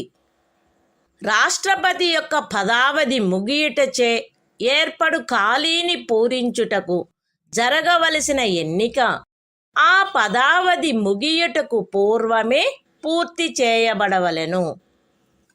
మరణము, రాజీనామా లేక తొలగింపు కారణముగా లేక అన్యదా రాష్ట్రపతి పదవియందు ఏర్పడిన ఖాళీని పూరించుటకు జరగవలసిన ఎన్నిక ఆ ఖాళీ ఏర్పడిన తర్వాత సాధ్యమైనంత త్వరితముగాను ఎట్టి సందర్భంలోనూ ఖాళీ ఏర్పడిన తేదీ నుండి 6 మాసములు దాటకుండగను జరపబడవలెను.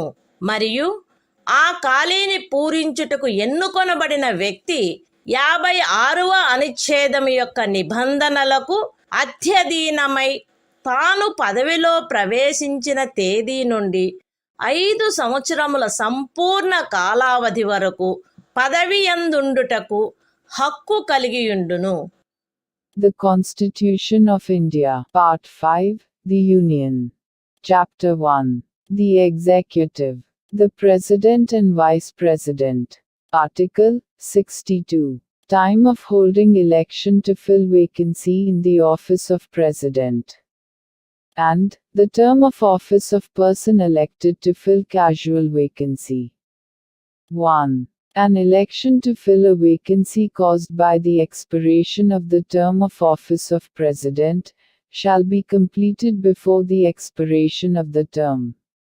2. An election to fill a vacancy in the office of President, occurring by reason of his death, resignation or removal, or otherwise shall be held as soon as possible, after, and in no case later than 6 months from, the date of occurrence of the vacancy.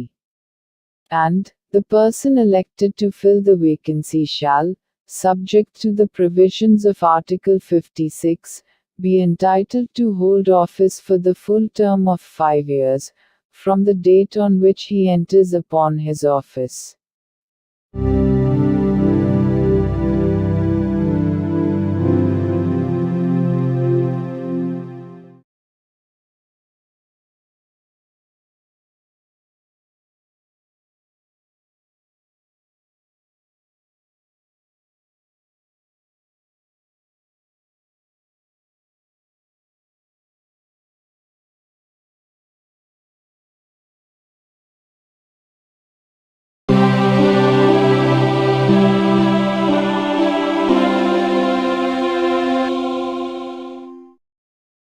భారత సంవిధానము భాగము 5 సంఘము అధ్యాయము 1 కార్యపాలక వర్గము రాష్ట్రపతి మరియు ఉపరాష్ట్రపతి article 63 భారత ఉపరాష్ట్రపతి భారతదేశమునకు ఒక ఉపరాష్ట్రపతి ఉండవలెను.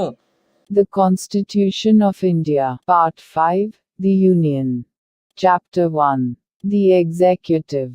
The President and Vice President. Article 63. The Vice President of India. There shall be a Vice President of India.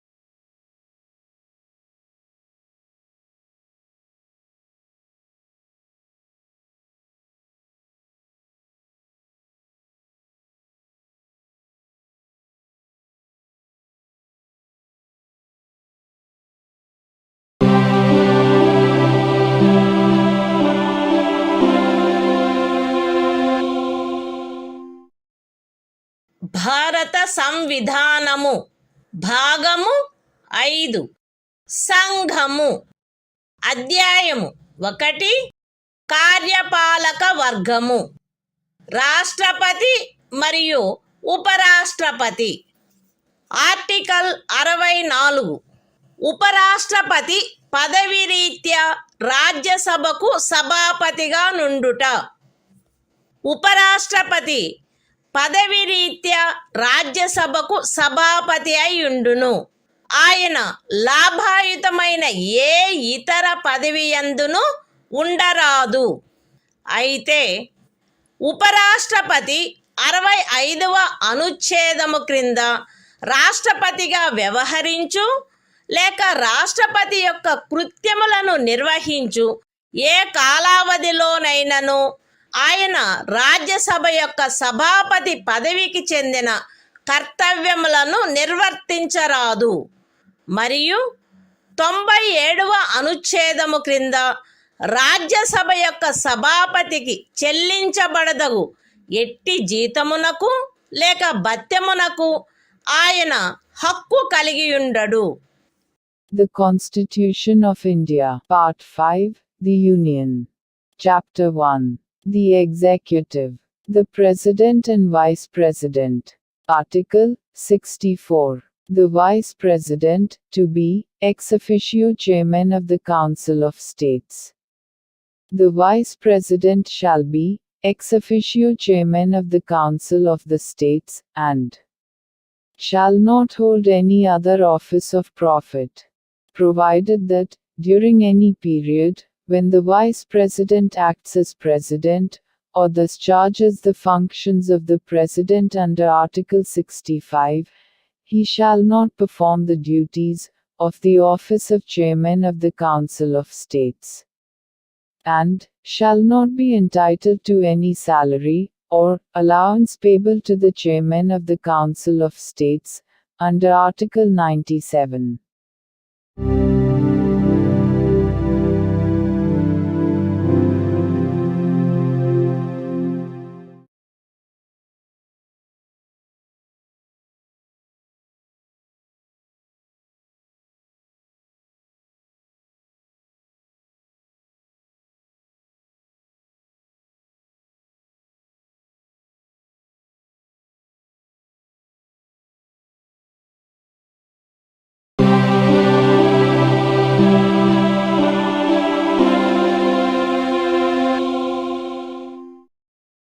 భారత సంవిధానము భాగము 5 సంఘము అధ్యాయము 1 కార్యపాలక వర్గము రాష్ట్రపతి మరియు ఉపరాష్ట్రపతి ఆర్టికల్ 65 రాష్ట్రపతి పదవిలో ఆకస్మిక ఖాళీ ఏర్పడినప్పుడు రాష్ట్రపతి హాజరు లేనప్పుడును ఉపరాష్ట్రపతి రాష్ట్రపతిగా వ్యవహరించుట లేక ఆయన కృత్యములను నిర్వహించుట మరణము రాజీనామా లేక తొలగింపు కారణముగా లేక అన్యదా రాష్ట్రపతి పదవిలో ఖాళీ ఏర్పడినప్పుడు అట్టి ఖాళీని పూరించుటకు ఈ అధ్యాయము యొక్క నిబంధనలను అనుసరించి ఎన్నుకొనబడిన కొత్త రాష్ట్రపతి తన పదవిలో ప్రవేశించు తేదీ వరకు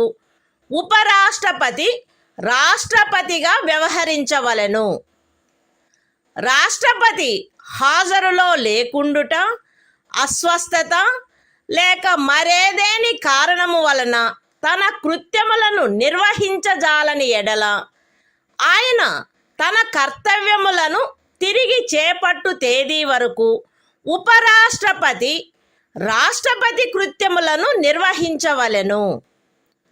ఉపరాష్ట్రపతి అట్లు రాష్ట్రపతిగా వ్యవహరించు లేక రాష్ట్రపతి యొక్క కృత్యములను నిర్వహించు కాలావధిలోనూ ఆ కాలావధికి సంబంధించి రాష్ట్రపతికి గల సర్వాధికారములను ఉన్ముక్తతాధికారములను కలిగియుండును. పార్లమెంటు శాసనము ద్వారా నిర్ధారణ చేయు ఉపలబ్ధులకు, భత్యములకు మరియు విశేషాధికారములకు మరియు అట్లు నిబంధన చేయబడు వరకు 2వ అనుసూచిలో నిర్దిష్టపరచబడిన ఉపలబ్ధులకు, భత్యములకు మరియు విశేషాధికారములకు ఆయన హక్కు కలిగియుండును. The Constitution of India, Part 5, The Union. Chapter 1. The Executive. The President and Vice President. Article 65. The Vice President, to act as President, or to discharge his functions, during casual vacancies in the office, or during the absence of President. 1. In the event of the occurrence of any vacancy in the office of the President, by reason of his death, resignation, or removal, or otherwise, the Vice President shall act as President, until the date on which a new President, elected, in accordance with the provisions of this chapter, to fill such vacancy, enters upon his office. 2. When the President is unable to discharge his functions, owing to absence, illness or any other cause, the Vice President shall discharge his functions, until the date on which the President resumes his duties. 3. The Vice President shall, during, and in respect of, the period while he is so acting as, or discharging the functions of President, have all the powers and immunities of the President, and be entitled to such emoluments, allowances and privileges, as may be determined by Parliament, by law. And, until provision in that behalf is so made, such emoluments, allowances and privileges, as are specified in the second schedule.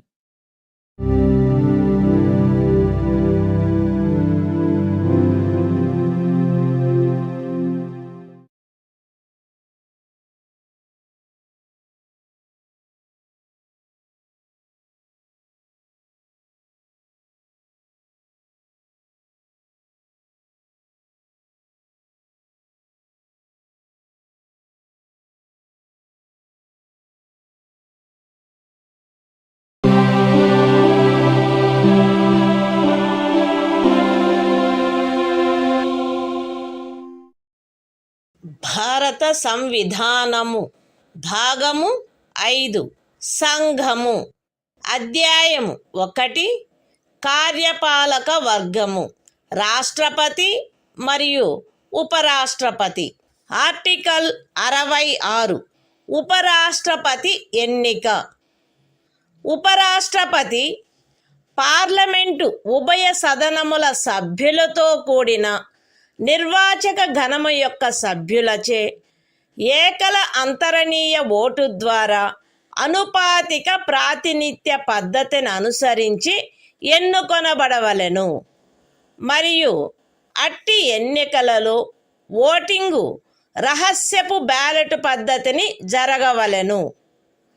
ఉపరాష్ట్రపతి parliament యొక్క లేక ఏదేని రాజ్య శాసన మండలి యొక్క ఏ సదనములో గాని సభ్యుడుగా ఉండరాదు మరియు పార్లమెంటు యొక్క లేక ఏదేని రాజ్య శాసన మండలి యొక్క ఏ సదనములోని సభ్యుడైనను ఉపరాష్ట్రపతిగా ఎన్నుకోబడినచో ఆయన ఉపరాష్ట్రపతి పదవిలో ప్రవేశించిన తేదీ నుండి ఆ సదనములోని తన స్థానమును ఖాళీ చేసినట్లు భావించబడవలెను.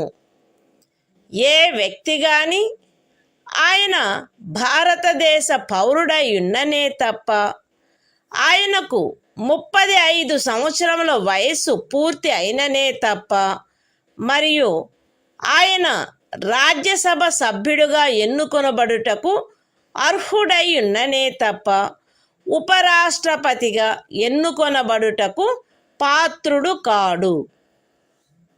ఏ వ్యక్తి అయినను భారత ప్రభుత్వము క్రింద గాని ఏదేని రాజ్య ప్రభుత్వము కింద గాని సదరు ప్రభుత్వములలో దేని యొక్క నియంత్రణకైనను అధ్యధీనమయ్యున్న ఏదేని స్థానిక లేక ఇతర ప్రాధికారి క్రింద గాని లాభాయుతమైన ఏదేని పదవి యందున్నచో ఆ వ్యక్తి ఉపరాష్ట్రపతిగా ఎన్నుకొనబడుటకు పాత్రుడు కాడు.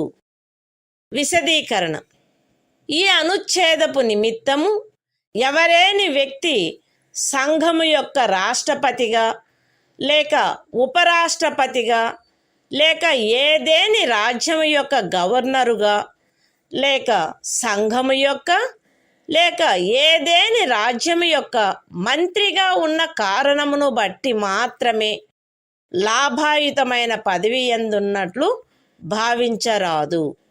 The Constitution of India, Part 5, The Union. Chapter 1. The Executive. The President and Vice President. Article 66. Election of Vice President. 1. The Vice President shall be elected by the members of an electoral college, consisting of the members of both Houses of Parliament, in accordance with the system of proportional representation, by means of the single transferable vote, and the voting at such election shall be by secret ballot. 2. The Vice President shall not be a member of either House of Parliament or of a House of the Legislature of any state. And, if a member of either House of Parliament or of a House of the Legislature of any state be elected Vice President, he shall be deemed to have vacated his seat in that House, on the date on which he enters upon his office, as Vice President. 3. No person shall be eligible for election as Vice President, unless he is a citizen of India. B. Has completed the age of 35 years, and C. Is qualified for election as a member of the Council of States. 4. A person shall not be eligible for election as Vice President if he holds any office of profit under the Government of India, or the Government of any state, or under any local or other authority, subject to the control of any of the said governments. Explanation. For the purposes of this article, a person shall not be deemed to hold any office of profit, by reason only that he is the President or Vice President of the Union, or the Governor of any state, or is a minister either for the Union, or for any state.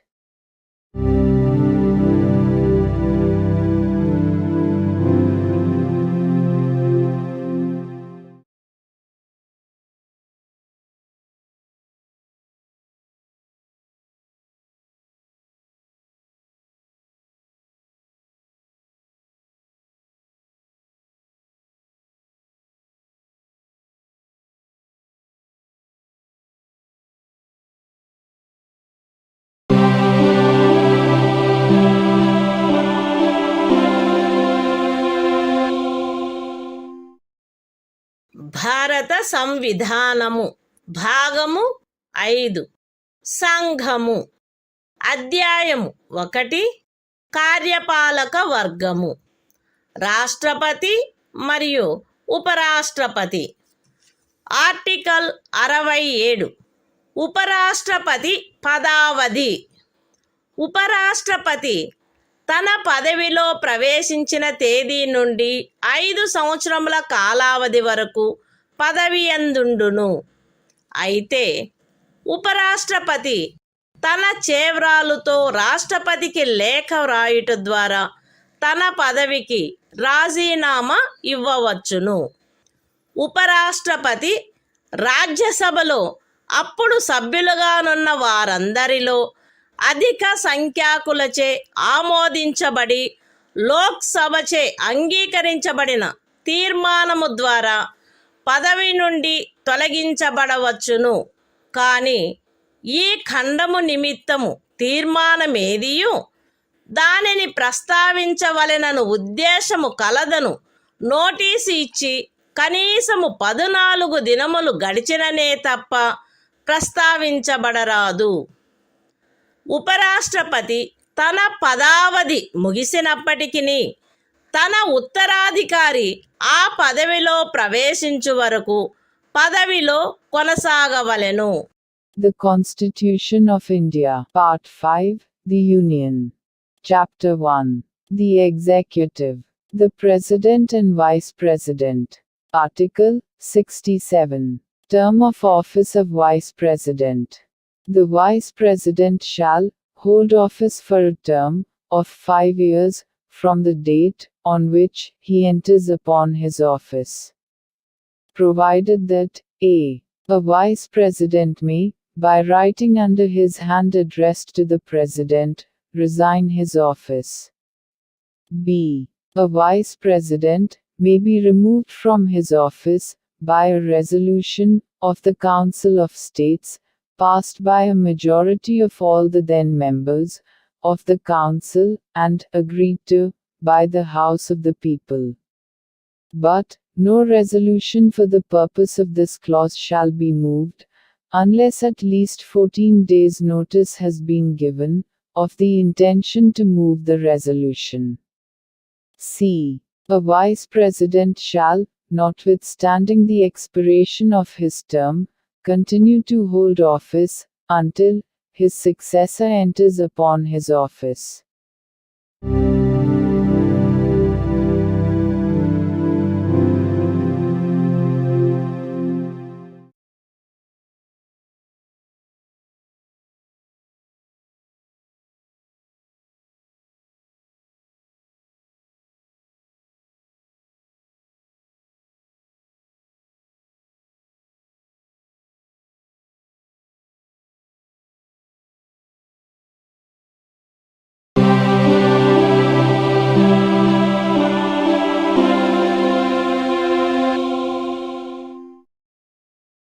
భారత సంవిధానము భాగము 5 సంఘము అధ్యాయము 1 కార్యపాలక వర్గము రాష్ట్రపతి మరియు ఉపరాష్ట్రపతి.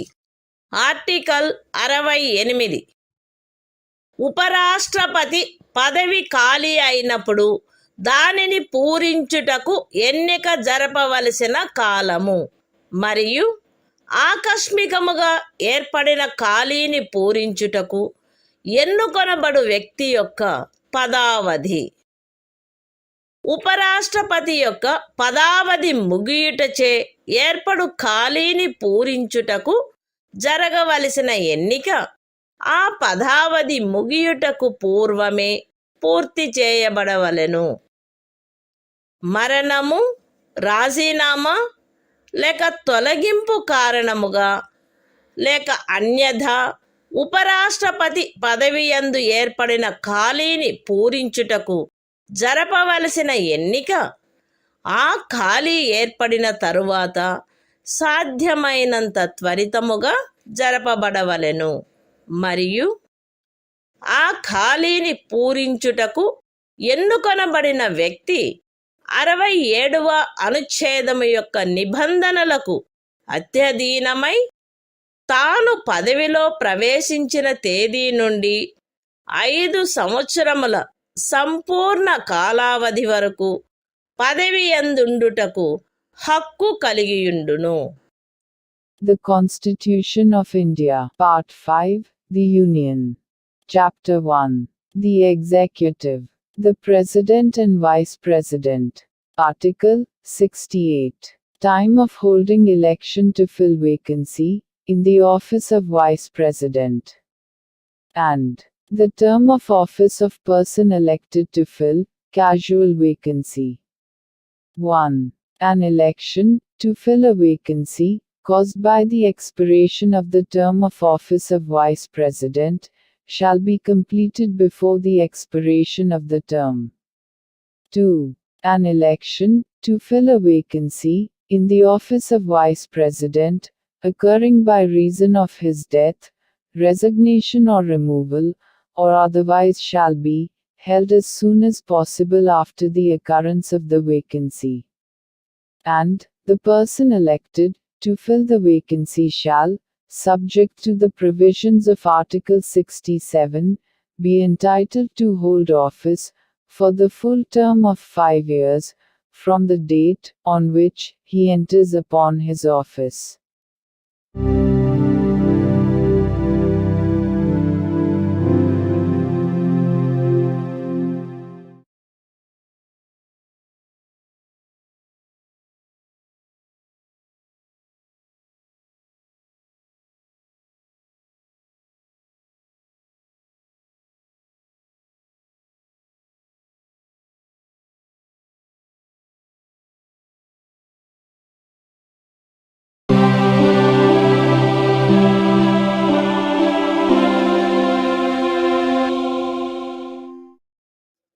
భారత సంవిధానము భాగము 5 సంఘము అధ్యాయము 1 కార్యపాలక వర్గము రాష్ట్రపతి మరియు ఉపరాష్ట్రపతి. ఆర్టికల్ 69 ఉపరాష్ట్రపతిచే ప్రమాణము లేక ప్రతిజ్ఞ.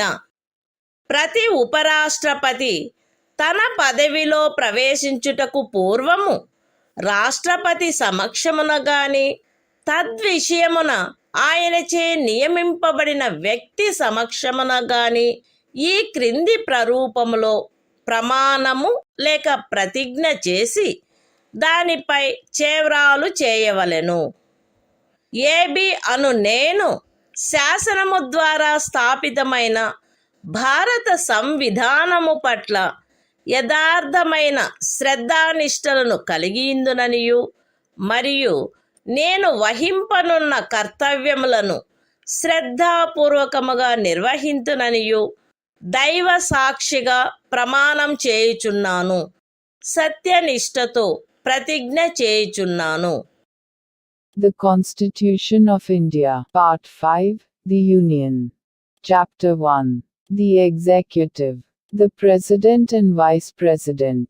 Article 69. Oath, or affirmation, by the Vice President.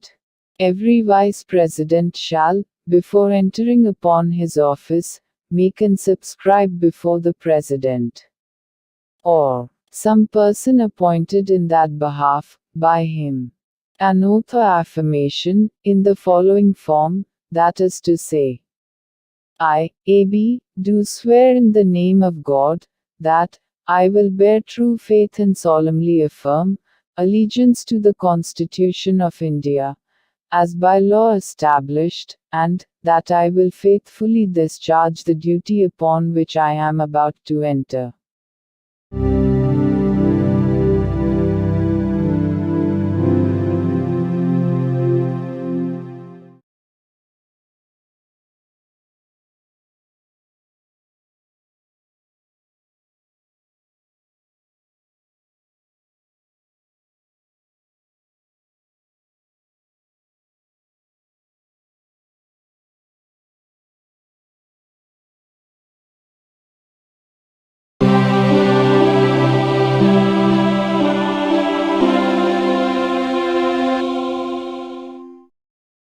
భారత సంవిధానము భాగము 5 సంఘము అధ్యాయము 1 కార్యపాలక వర్గము రాష్ట్రపతి మరియు ఉపరాష్ట్రపతి. ఆర్టికల్ 70 ఇతర యాదృచ్ఛిక పరిస్థితులలో రాష్ట్రపతి యొక్క కృత్యములు.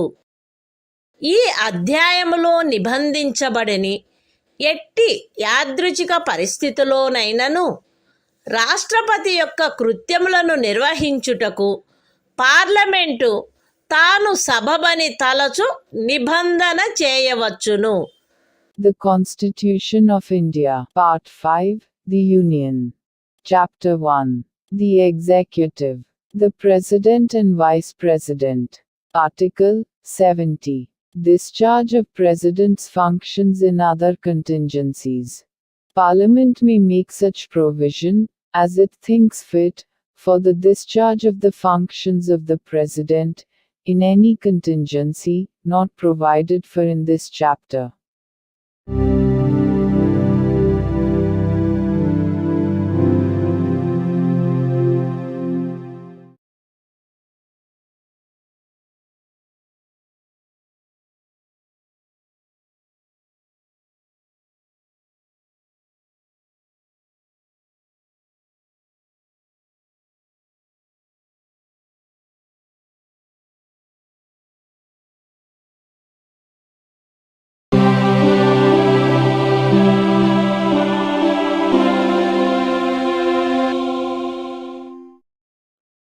భారత సంవిధానము. భాగము 5. సంఘము. అధ్యాయము 1. కార్యపాలక వర్గము. రాష్ట్రపతి మరియు ఉపరాష్ట్రపతి. ఆర్టికల్ 71 రాష్ట్రపతి లేక ఉపరాష్ట్రపతి యొక్క ఎన్నికకు చెందిన లేక సంబంధించిన విషయములు. రాష్ట్రపతి లేక ఉపరాష్ట్రపతి యొక్క ఎన్నిక నుండి ఉత్పన్నమైన లేక ఎన్నికకు సంబంధించిన అన్ని సందేహములు మరియు వివాదములు సర్వోన్నత న్యాయస్థానముచే పరిశీలించబడి నిర్ణయించబడవలెను. అట్టి నిర్ణయము అంతిమమైనదై ఉండును. రాష్ట్రపతిగా లేక ఉపరాష్ట్రపతిగా ఒక వ్యక్తి యొక్క ఎన్నిక చెల్లదని సర్వోన్నత న్యాయస్థానము ప్రఖ్యానించినచో సర్వోన్నత న్యాయస్థానము ఆ నిర్ణయము చేసిన తేదీన గాని అంతకు పూర్వము గాని సందర్భానుసారముగా రాష్ట్రపతి పదవికి లేక ఉపరాష్ట్రపతి పదవికి చెందిన అధికారములను వినియోగించుటలోను కర్తవ్యములు నిర్వహించుటలోను ఆయనచే చేయబడిన కార్యములు ఆ ప్రఖ్యానము కారణముగా అమాన్యమునర్చబడరాదు.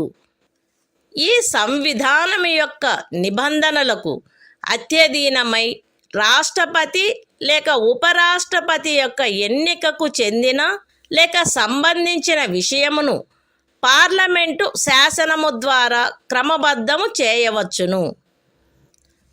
రాష్ట్రపతిగా లేక ఉపరాష్ట్రపతిగా ఒక వ్యక్తి యొక్క ఎన్నిక అతనిని ఎన్నుకొనడి నిర్వాచక గణము యొక్క సభ్యులలో ఏ కారణము వలనైనను ఏదేని ఖాళీ ఉన్నదను కారణమును బట్టి ప్రష్టవ్యము కారాదు. The Constitution of India, Part 5, The Union. Chapter 1. The Executive. The President and Vice President. Article 71. Matters relating to, or connected with, the election of a President or Vice President. 1. All doubts and disputes arising out of, or in connection with the election of a President, or Vice President shall be inquired into, and decided, by the Supreme Court, whose decision shall be final. 2. If the election of a person, as President, or Vice President, is declared void by the Supreme Court, acts done by him, in the exercise and performance of the powers and duties, of the office of President, or Vice President, as the case may be, on or before the date of the decision of the Supreme Court, shall not be invalidated by reason of that declaration. 3. Subject to the provisions of this Constitution, Parliament may by law regulate any matter relating to or connected with the election of a president or vice president. 4. The election of a person as president or vice president shall not be called in question on the ground of the existence of any vacancy, for whatever reason, among the members of the Electoral College electing him.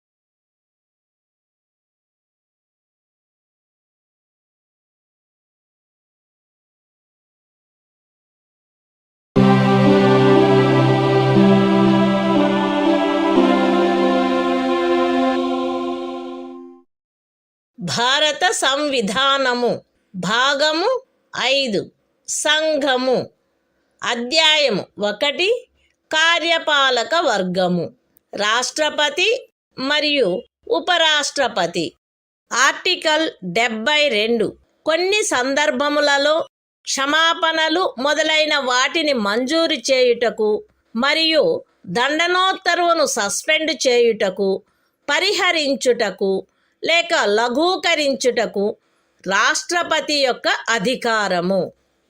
రాష్ట్రపతి ఈ క్రింది సందర్భములలో నేర నిర్ణీతుడైన వ్యక్తికి క్షమాపణలను, తాత్కాలిక నిలుపుదలను, వాయిదాలను లేక పరిహరణలను మంజూరు చేయుటకు లేక ఆ వ్యక్తిపై విధించబడిన దండనోత్తర్వును సస్పెండ్ చేయుటకు, పరిహరించుటకు లేక లఘూకరించుటకు అధికారము కలిగియుండును.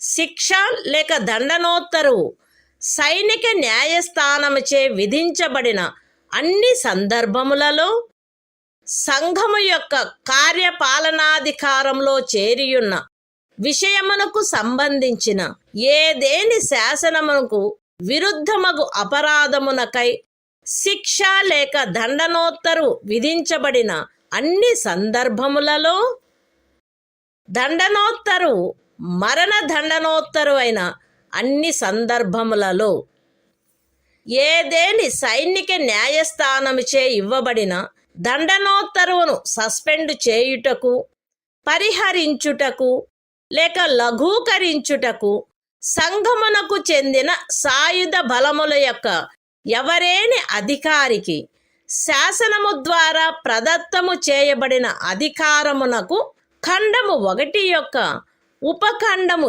ఏలో ఉన్నదేదియు భంగము కలిగించదు. మరణ దండనోత్తరువును సస్పెండ్ చేయుటకు, పరిహరించుటకు లేక లఘూకరించుటకు తత్సమయమున అమలులోనున్న ఏదేని శాసనము క్రింద ఒక రాజ్య గవర్నరుచే వినియోగించబడదగు అధికారమునకు ఖండము 1 యొక్క ఉపఖండము సిలో ఉన్నదేదియు భంగము కలిగించదు. The Constitution of India, Part 5, The Union. Chapter 1. The Executive. The President and Vice President.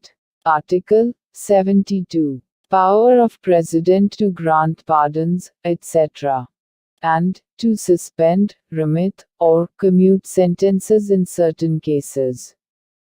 1. The President shall have the power to grant pardons, reprieves, respites, or remissions of punishment, or to suspend, remit, or commute the sentence of any person convicted of any offense, in all cases where the punishment or sentence is by a court-martial.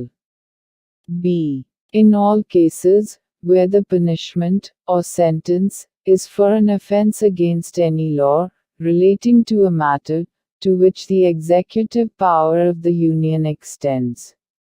C. In all cases where the sentence is a sentence of death. 2. Nothing in subclause A of Clause 1 shall affect the power conferred by law on any officer of the armed forces of the Union to suspend, remit, or commute a sentence passed by a court-martial. 3. Nothing in subclause C of clause 1 shall affect the power to suspend, remit, or commute a sentence of death exercisable by the governor of a state under any law for the time being in force.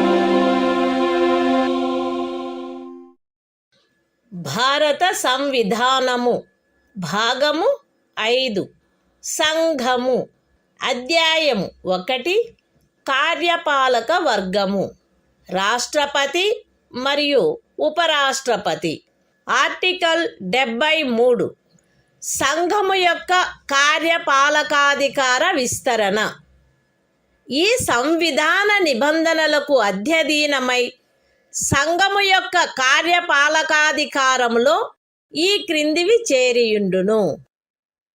ఏ విషయములను గురించి శాసనములను చేయుటకు parliament అధికారము గలదో ఆ విషయములు మరియు ఏదేని సంధి లేక ఖరారును బట్టి భారత ప్రభుత్వముచే వినియోగించబడదగు హక్కుల యొక్క ప్రాధికారము యొక్క మరియు అధికారిత యొక్క వినియోగము. అయితే ఈ సంవిధానములో గాని పార్లమెంటుచే చేయబడిన ఏదేని శాసనములో గాని అభివ్యక్తము కాని నిబంధించబడినట్లు తప్ప ఏదేని రాజ్యములో ఏ విషయములను గురించి శాసనములను చేయుటకు ఆ రాజ్య శాసన మండలికి కూడా అధికారము కలదో ఆ విషయములు ఉపఖండము ఏలో నిర్దేశించబడిన కార్యపాలకాధికారములో చేరియుండవు. ఏ విషయముల గురించి ఒక రాజ్యము కొరకు శాసనములు చేయుటకు పార్లమెంటుకు అధికారము కలదో ఆ విషయములలో ఆ రాజ్యము మరియు ఆ రాజ్యపు ఎవరేని అధికారి లేక ప్రాధికారి ఈ సంవిధానము యొక్క ప్రారంభమునకు అవ్యవహిత పూర్వము చలాయించగలిగి ఉండినట్టి కార్యపాలకాధికారమును లేక కృత్యములను ఈ అనుచ్ఛేదములో ఏమి ఉన్నప్పటికీ పార్లమెంటుచే అన్యథా నిబంధించబడినంత వరకు ఆ రాజ్యము మరియు ఆ రాజ్యపు ఎవరేని అధికారి లేక ప్రాధికారి చలాయించుచుండుట కొనసాగించవచ్చును. The Constitution of India, Part 5, The Union. Chapter 1. The Executive. The President and Vice President. Article 73. Extent of executive power of the Union. 1. Subject to the provisions of this Constitution, the executive power of the Union shall extend to the matters with respect to which Parliament has power to make laws, and b. to the exercise of such rights, authority, and jurisdiction as are exercisable by the Government of India, by virtue of any treaty or agreement, provided that the executive power referred to in subclause A shall not, save as expressly provided in this Constitution, or in any law made by Parliament, extend, in any state to matters with respect to which the legislature of the state has also power to make laws. 2. Until otherwise provided by Parliament, a state in any officer or authority of a state may, notwithstanding anything in this article, continue to exercise in matters with respect to which Parliament has power to make laws for that state. Such executive power or functions, as the state or officer, or authority thereof, could exercise immediately before the commencement of this Constitution.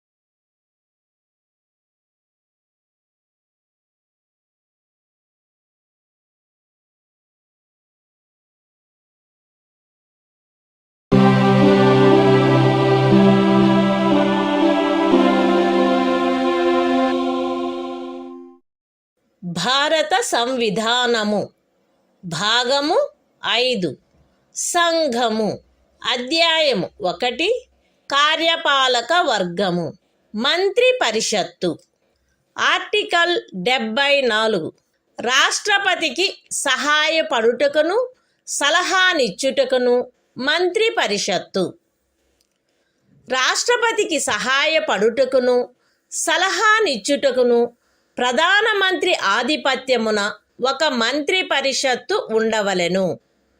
రాష్ట్రపతి తన కృత్యములను నిర్వహించుటలో అట్టి సలహాననుసరించి వ్యవహరించవలెను. అయితే రాష్ట్రపతి సాధారణముగా గాని అన్యథా గాని అట్టి సలహాలను పునఃపర్యాలోచించవలసినదిగా మంత్రి పరిషత్తును కోరవచ్చును. మరియు రాష్ట్రపతి అట్టి పునఃపర్యాలోచన తర్వాత ఇవ్వబడిన సలహాననుసరించి వ్యవహరించవలెను. రాష్ట్రపతికి మంత్రులచే ఏదేని సలహా ఇయ్యబడినదా, అట్లయినచో అది ఏది అను ప్రశ్న ఏ న్యాయస్థానమందును పరిశీలించబడరాదు. The Constitution of India, Part 5, The Union. Chapter 1. The Executive. Council of Ministers. Article 74. Council of Ministers, to aid and advise President. 1. There shall be a Council of Ministers, with the Prime Minister at the head, to aid and advise the President, who shall, in the exercise of his functions, act in accordance with such advice. Provided that the President may require the Council of Ministers to reconsider such advice, either generally or otherwise, and the President shall act in accordance with the advice tendered after such reconsideration. 2. The question whether any, and if so what, advice was tendered by ministers to the President shall not be inquired into in any court.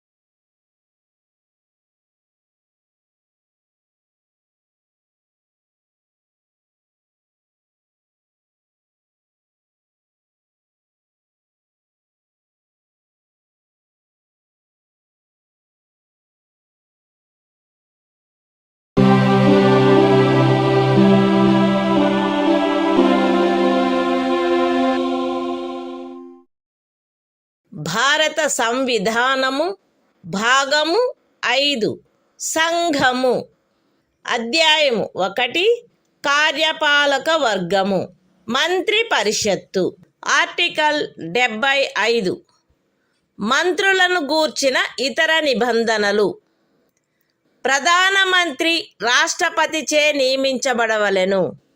ఇతర మంత్రులు ప్రధానమంత్రి సలహాపై రాష్ట్రపతిచే నియమించబడవలెను. మంత్రి పరిషత్తులో ప్రధానమంత్రితో సహా మొత్తము మంత్రుల సంఖ్య లోక్సభలోని మొత్తము సభ్యుల సంఖ్యలో 15% మించరాదు. 10వ అనుసూచి యొక్క 2వ పేరా క్రింద పార్లమెంటు ఉభయ సదనములలోని ఏదేని రాజకీయ పార్టీకి చెందియుండి ఆ సదనము యొక్క సభ్యునిగా ఉండుటకు నిరర్హుడైన ఒక సభ్యుడు అతని అనర్హత ప్రారంభపు తేదీ నుండి అట్టి సభ్యునిగా అతని పదవీ కాలావధి ముగియునంత వరకు లేదా అతను అట్టి కాలావధి ముగియకముందే పార్లమెంటు ఉభయ సదనములలో ఏ సదనము యొక్క ఏదేని ఎన్నికకు పోటీ చేసి ఎన్నికైనట్లుగా ప్రఖ్యానింపబడు తేదీ వరకు, వీటిలో ఏది ముందుగా వచ్చునో అంతవరకు ఖండము 1 క్రింద మంత్రిగా నియోజితుడగుటకు కూడా నిరర్హుడగును. మంత్రులు రాష్ట్రపతి అభీష్టముండునంత వరకు పదవి యందుందురు. మంత్రి పరిషత్తు లోక్సభకు సమిష్టిగా ఉత్తరదాయి అయి ఉండును. ఒక మంత్రి తన పదవిలో ప్రవేశించుటకు పూర్వము పదవి యొక్క రహస్య గోపనమును గూర్చిన ప్రమాణములను 3వ అనుసూచిలో అందు నిమిత్తమై పొందుపరిచియున్న ప్రరూపములను అనుసరించి రాష్ట్రపతి అతనిచే చేయించవలెను. పార్లమెంటు యొక్క ఏ సదనములో గాని వరుసగా 6 మాసముల కాలావధి వరకు సభ్యుడిగా లేని మంత్రి ఆ కాలావధి ముగియగానే మంత్రి పదవిని కోల్పోవును. మంత్రుల జీతములు భత్యములు పార్లమెంటు ఆయా సమయములందు శాసనము ద్వారా నిర్ధారణ చేయునట్టువై యుండును. పార్లమెంటు అట్లు నిర్ధారణ చేయ వరకు అవి 2వ అనుసూచిలో నిర్దిష్టపరచబడినట్లు ఉండును. The Constitution of India, Part 5, The Union. Chapter 1. The Executive. Council of Ministers. Article 75. Other provisions as to ministers. 1. The Prime Minister shall be appointed by the President, and the other ministers shall be appointed by the President, on the advice of the Prime Minister. 1a. The total number of ministers, including the Prime Minister, in the Council of Ministers, shall not exceed 15% of the total number of members of the House of the People. 1b. A member of either House of Parliament, belonging to any political party, who is disqualified for being a member of that House, under paragraph 2 of the 10th schedule, shall also be disqualified to be appointed as a minister under clause 1. For duration of the period commencing from the date of his disqualification, till the date on which the term of his office as such member would expire, or where he contests any election to either House of Parliament before the expiry of such period, till the date on which he is declared elected, whichever is earlier. 2. The ministers shall hold office during the pleasure of the President. 3. The Council of Ministers shall be collectively responsible to the House of the People. 4. Before a minister enters upon his office, the President shall administer to him the oaths of office and of secrecy according to the forms set out for the purpose in the 3rd schedule. 5. A minister who, for any period of 6 consecutive months, is not a member of either House of Parliament, shall at the expiration of that period cease to be a minister. 6. The salaries and allowances of ministers shall be such as Parliament may from time to time by law determine, and, until Parliament so determines, shall be as specified in the 2nd schedule.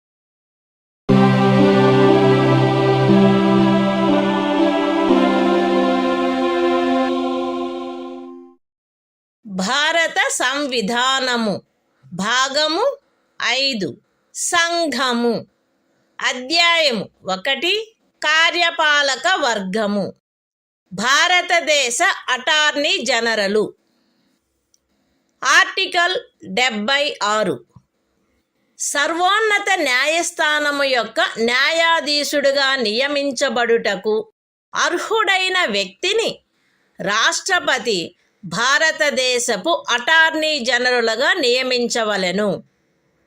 ఆయా సమయములందు శాసనిక విషయములలో రాష్ట్రపతిచే తనకు నిర్దేశించబడు వాటిపై భారత ప్రభుత్వమునకు సలహానిచ్చుటయు, రాష్ట్రపతిచే తనకు అప్పగించబడు శాసనిక స్వభావము గల ఇతర కర్తవ్యములను నిర్వర్తించుటయు ఈ సంవిధానము ద్వారా గాని దాని క్రింద గాని తత్సమయమున అమలులోనున్న ఏదేని ఇతర శాసనము ద్వారా గాని దాని క్రింద గాని తనకు ప్రదత్తము చేయబడిన కృత్యములను నిర్వహించుటయు అటార్నీ జనరల్ యొక్క కర్తవ్యమై ఉండును. అటార్నీ జనరలు తన కర్తవ్యములను నిర్వహించుటలో భారతదేశ రాజ్య క్షేత్రములోని న్యాయస్థానములన్నింటిలో వాదనాధికారమును కలిగియుండును. అటార్నీ జనరలు రాష్ట్రపతి అనుగ్రహముండునంత వరకు పదవియందుండును మరియు రాష్ట్రపతి నిర్ధారణ చేయు ప్రతి మూల్యమును పొందవలెను. The Constitution of India, Part 5, The Union. Chapter 1. The Executive. Article 76. Attorney General for India. 1. The President shall appoint a person who is qualified to be appointed a judge of the Supreme Court, to be Attorney General for India.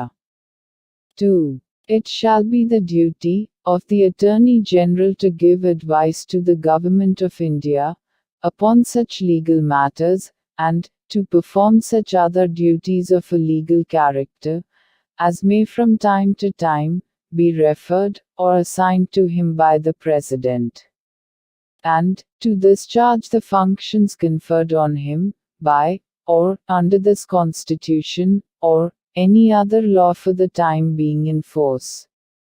3. In the performance of his duties, the Attorney General shall have right of audience in all courts in the territory of India. 4. The Attorney General shall hold office during the pleasure of the President, and shall receive such remuneration as the President may determine.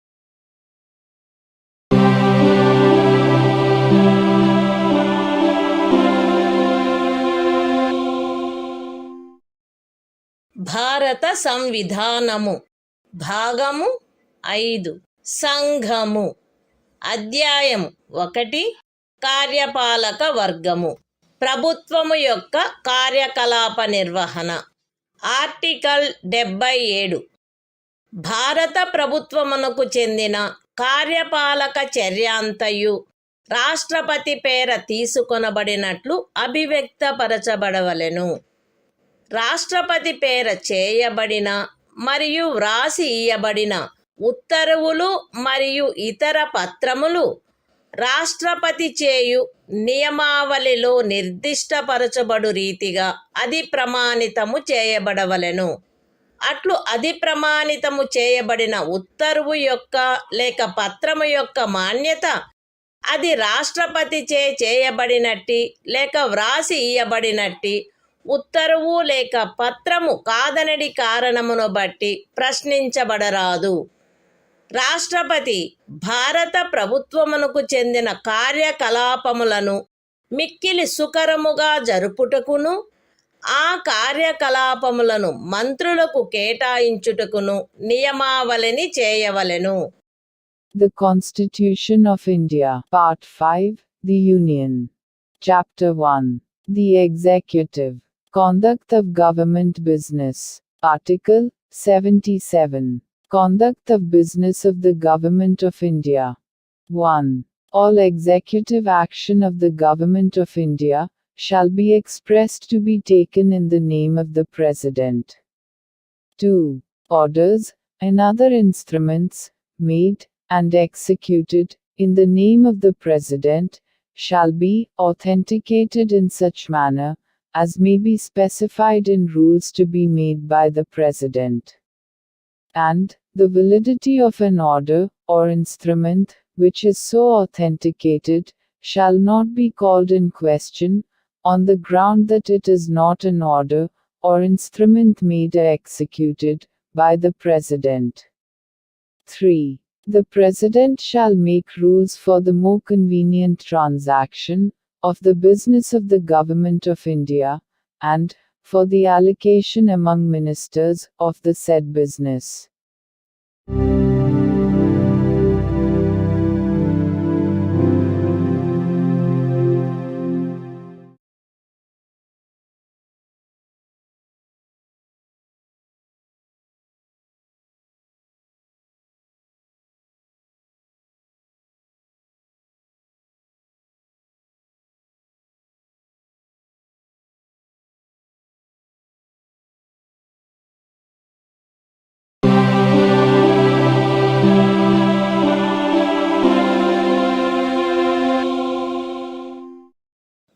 భారత సంవిధానము భాగము 5 సంఘము అధ్యాయం 1 కార్యపాలక వర్గము ప్రభుత్వము యొక్క కార్యకలాప నిర్వహణ article 78 రాష్ట్రపతికి సమాచారమును అందచేయుట మున్నగు విషయములను గురించి ప్రధానమంత్రి కర్తవ్యములు ఈ క్రింద తెలుపబడినవి ప్రధానమంత్రి కర్తవ్యములై ఉండును. సంఘము యొక్క వ్యవహారములలో పరిపాలనకు సంబంధించి మంత్రి పరిషత్తు యొక్క సమస్త నిర్ణయములను మరియు శాసన నిర్మాణమునకై చేయబడిన ప్రతిపాదనలను రాష్ట్రపతికి తెలియచేయుట.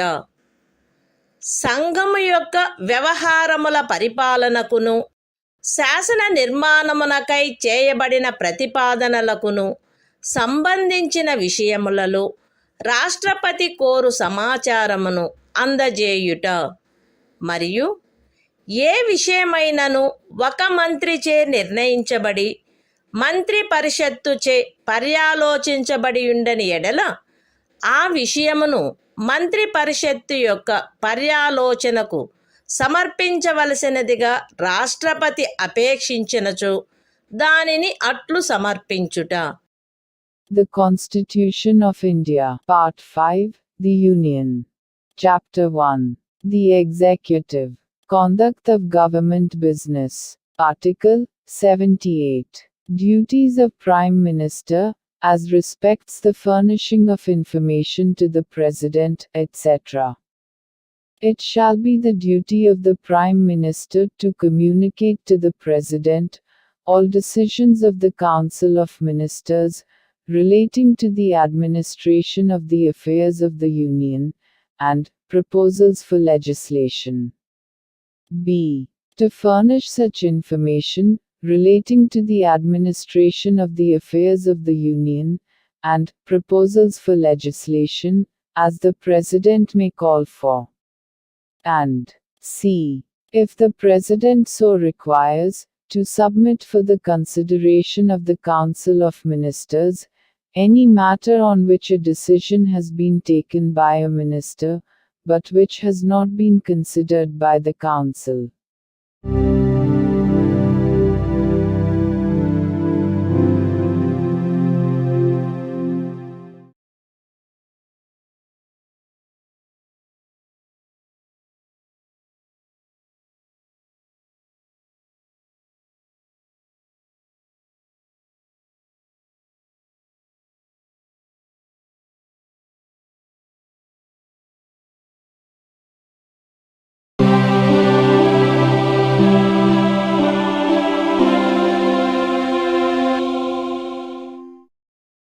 భారత సంవిధానము భాగము 5 సంఘము అధ్యాయం 2 పార్లమెంటు సాధారణ విషయములు ఆర్టికల్ 79 పార్లమెంటు యొక్క సంఘటన సంఘమునకు రాష్ట్రపతితోనూ క్రమముగా రాజ్యసభ మరియు లోక్సభ అని అనబడు 2 సదనములతో కూడిన ఒక పార్లమెంటు ఉండవలెను. The Constitution of India, Part 5, The Union. Chapter 2. Parliament. General. Article 79. Constitution of Parliament. There shall be a Parliament for the Union, which shall consist of the President, and 2 houses, to be known respectively as the Council of States, and the House of the People.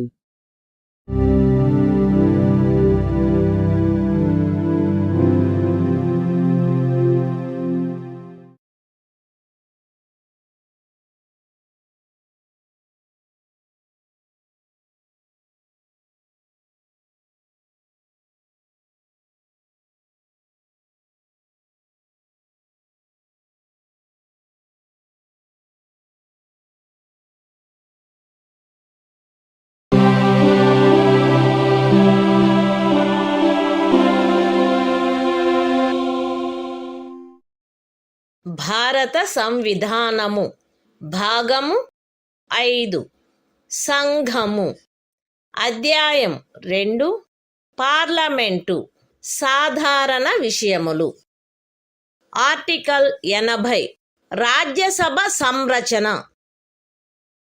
Rajya Sabha ఈ క్రింది వారితో కూడి ఉండవలెను. ఖండము 3 యొక్క నిబంధనలను అనుసరించి రాష్ట్రపతిచే నామనిర్దేశము చేయబడు 12 మంది సభ్యులు మరియు రాజ్యముల యొక్కయు సంఘ రాజ్య క్షేత్రముల యొక్కయు 238 మందికి మించని ప్రతినిధులు. రాజ్యసభలో రాజ్యముల యొక్కయు సంఘ రాజ్య క్షేత్రముల యొక్కయు ప్రతినిధులచే పూరించబడవలసిన స్థానముల కేటాయింపు 4వ అనుసూచి యందు గల తద్విషయక నిబంధనలను అనుసరించి ఉండవలెను. ఖండము 1 యొక్క ఉపఖండము ఏ క్రింద రాష్ట్రపతిచే నామనిర్దేశము చేయబడు సభ్యులు ఈ క్రింది వాటిని పోలిన విషయములందు విశేష జ్ఞానమును కాని ఆచరణానుభవమును కాని కలిగిన వ్యక్తులై ఉండవలెను. అనగా సాహిత్యము, విజ్ఞాన శాస్త్రము, కళ మరియు సాంఘిక సేవ. రాజ్యసభకు ప్రతి రాజ్యం యొక్క శాసనసభలోని ఎన్నుకొనబడిన సభ్యులచే ఏకల అంతరణీయ ఓటు ద్వారా అనుపాతిక ప్రాతినిధ్య పద్ధతిని అనుసరించి ఆ రాజ్యం యొక్క ప్రతినిధులు ఎన్నుకొనబడవలెను. రాజ్యసభకు సంఘ రాజ్య క్షేత్రముల యొక్క ప్రతినిధులు పార్లమెంటు శాసనము ద్వారా విహితపరచు రీతిలో ఎంపిక చేయబడవలెను. The Constitution of India. Part 5. The Union. Chapter 2. Parliament. General. Article 80. Composition of the Council of States. 1. The Council of States shall consist of 12 members to be nominated by the President, in accordance with the provisions of Clause 3. And b. Not more than 238 representatives of the states, and of the Union territories. 2. The allocation of seats, in the Council of States, to be filled by representatives of the states and of the Union territories, shall be in accordance with the provisions in that behalf contained in the 4th schedule. 3. The members to be nominated by the President under sub-clause A of Clause 1 shall consist of persons having special knowledge or practical experience in respect of such matters as the following, namely, literature, science, art and social service. 4. The representatives of each state, in the Council of States, shall be elected, by the elected members of the Legislative Assembly of the state, in accordance with the system of proportional representation, by means of the single transferable vote. 5. The representatives of the Union territories in the Council of States shall be chosen in such manner, as Parliament may by law prescribe.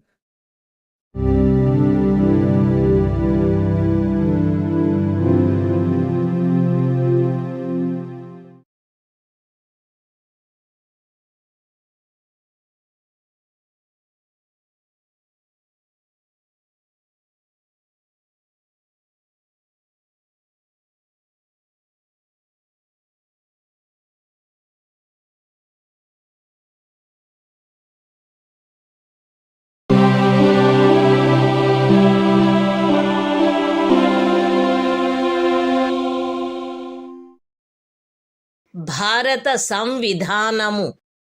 భాగము 5 సంఘము. అధ్యాయం 2 parliament. సాధారణ విషయములు. Article 81. Lok Sabha సంరచన. 1. 331వ అనుచ్ఛేదము యొక్క నిబంధనలకు అధ్యయనమై లోక్సభ ఈ క్రింది వారితో కూడియుండవలెను. ఏ. రాజ్యములలోని ప్రాదేశిక నియోజకవర్గముల ప్రత్యక్ష ఎన్నిక ద్వారా ఎంపిక చేయబడిన 530 మందికి మించని సభ్యులు. బి. పార్లమెంటు శాసనము ద్వారా నిబంధించిన రీతిగా ఎంపిక చేయబడి సంఘ రాజ్య క్షేత్రములకు ప్రాతినిధ్యం వహించు 20 మందికి మించని సభ్యులు. 2. ఖండము 1లోని ఉపఖండము ఏ నిమిత్తము ఏ.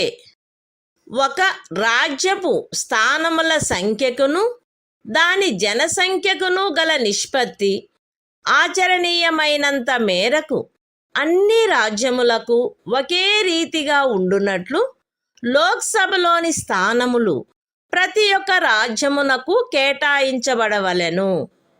మరియు బి.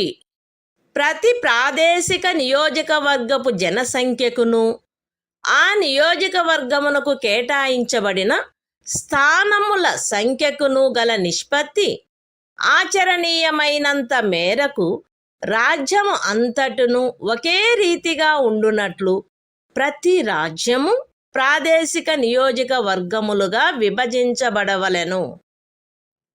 అయితే ఏదేని రాజ్యమునందలి జనసంఖ్య 60 లక్షలకు మించనంత వరకు ఆ రాజ్యమునకు లోక్సభ స్థానములను కేటాయించు నిమిత్తము ఈ ఖండము యొక్క ఉపఖండము ఏలోని నిబంధనలు వర్తించవు.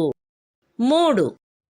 ఈ అనుచ్ఛేదములో జనసంఖ్య అను పదమునకు కడపటిదియు అందుకు సంబంధించిన అంకెలు ప్రచురణ చేయబడినట్టిదియు అగు జనగణనలో అభినిశ్చితమైన జనసంఖ్య అని అర్థము. అయితే ఈ ఖండములో కడపటిదియు అందుకు సంబంధించిన అంకెలు ప్రచురణ చేయబడినట్టిదియు అగు జనగణనకు గల నిర్దేశమును 2026వ సంవత్సరము పిమ్మట చేయబడు మొదటి జనగణనకు సంబంధించిన అంకెలు ప్రచురింపబడు వరకు 1. ఖండము 2 యొక్క ఉపఖండము ఏ మరియు ఆ ఖండమునకు గల వినాయింపు నిమిత్తము 1971వ సంవత్సరపు జనగణనకు నిర్దేశమైనట్లు మరియు 2. ఖండము 2 యొక్క ఉపఖండము బి నిమిత్తము 2001వ సంవత్సరపు జనగణనకు నిర్దేశమైనట్లు అన్వయించుకొనవలెను. The Constitution of India, Part 5, The Union. Chapter 2, Parliament, General. Article 81. Composition of the House of the People. 1. Subject to the provisions of Article 331, the House of the People shall consist of a.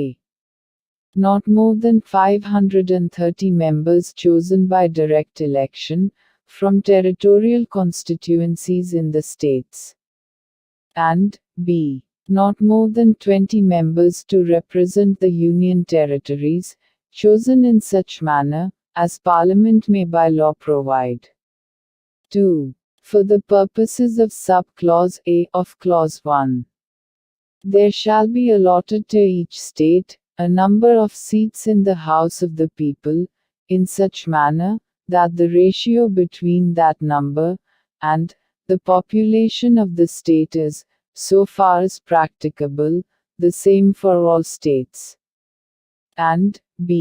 Each state shall be divided into territorial constituencies, in such manner that the ratio between the population of each constituency and the number of seats allotted to it is, so far as practicable, the same throughout the state. Provided that, the provisions of sub-clause A of this clause shall not be applicable, for the purpose of allotment of seats, in the House of the People, to any state, so long as the population of that state does not exceed 6 millions.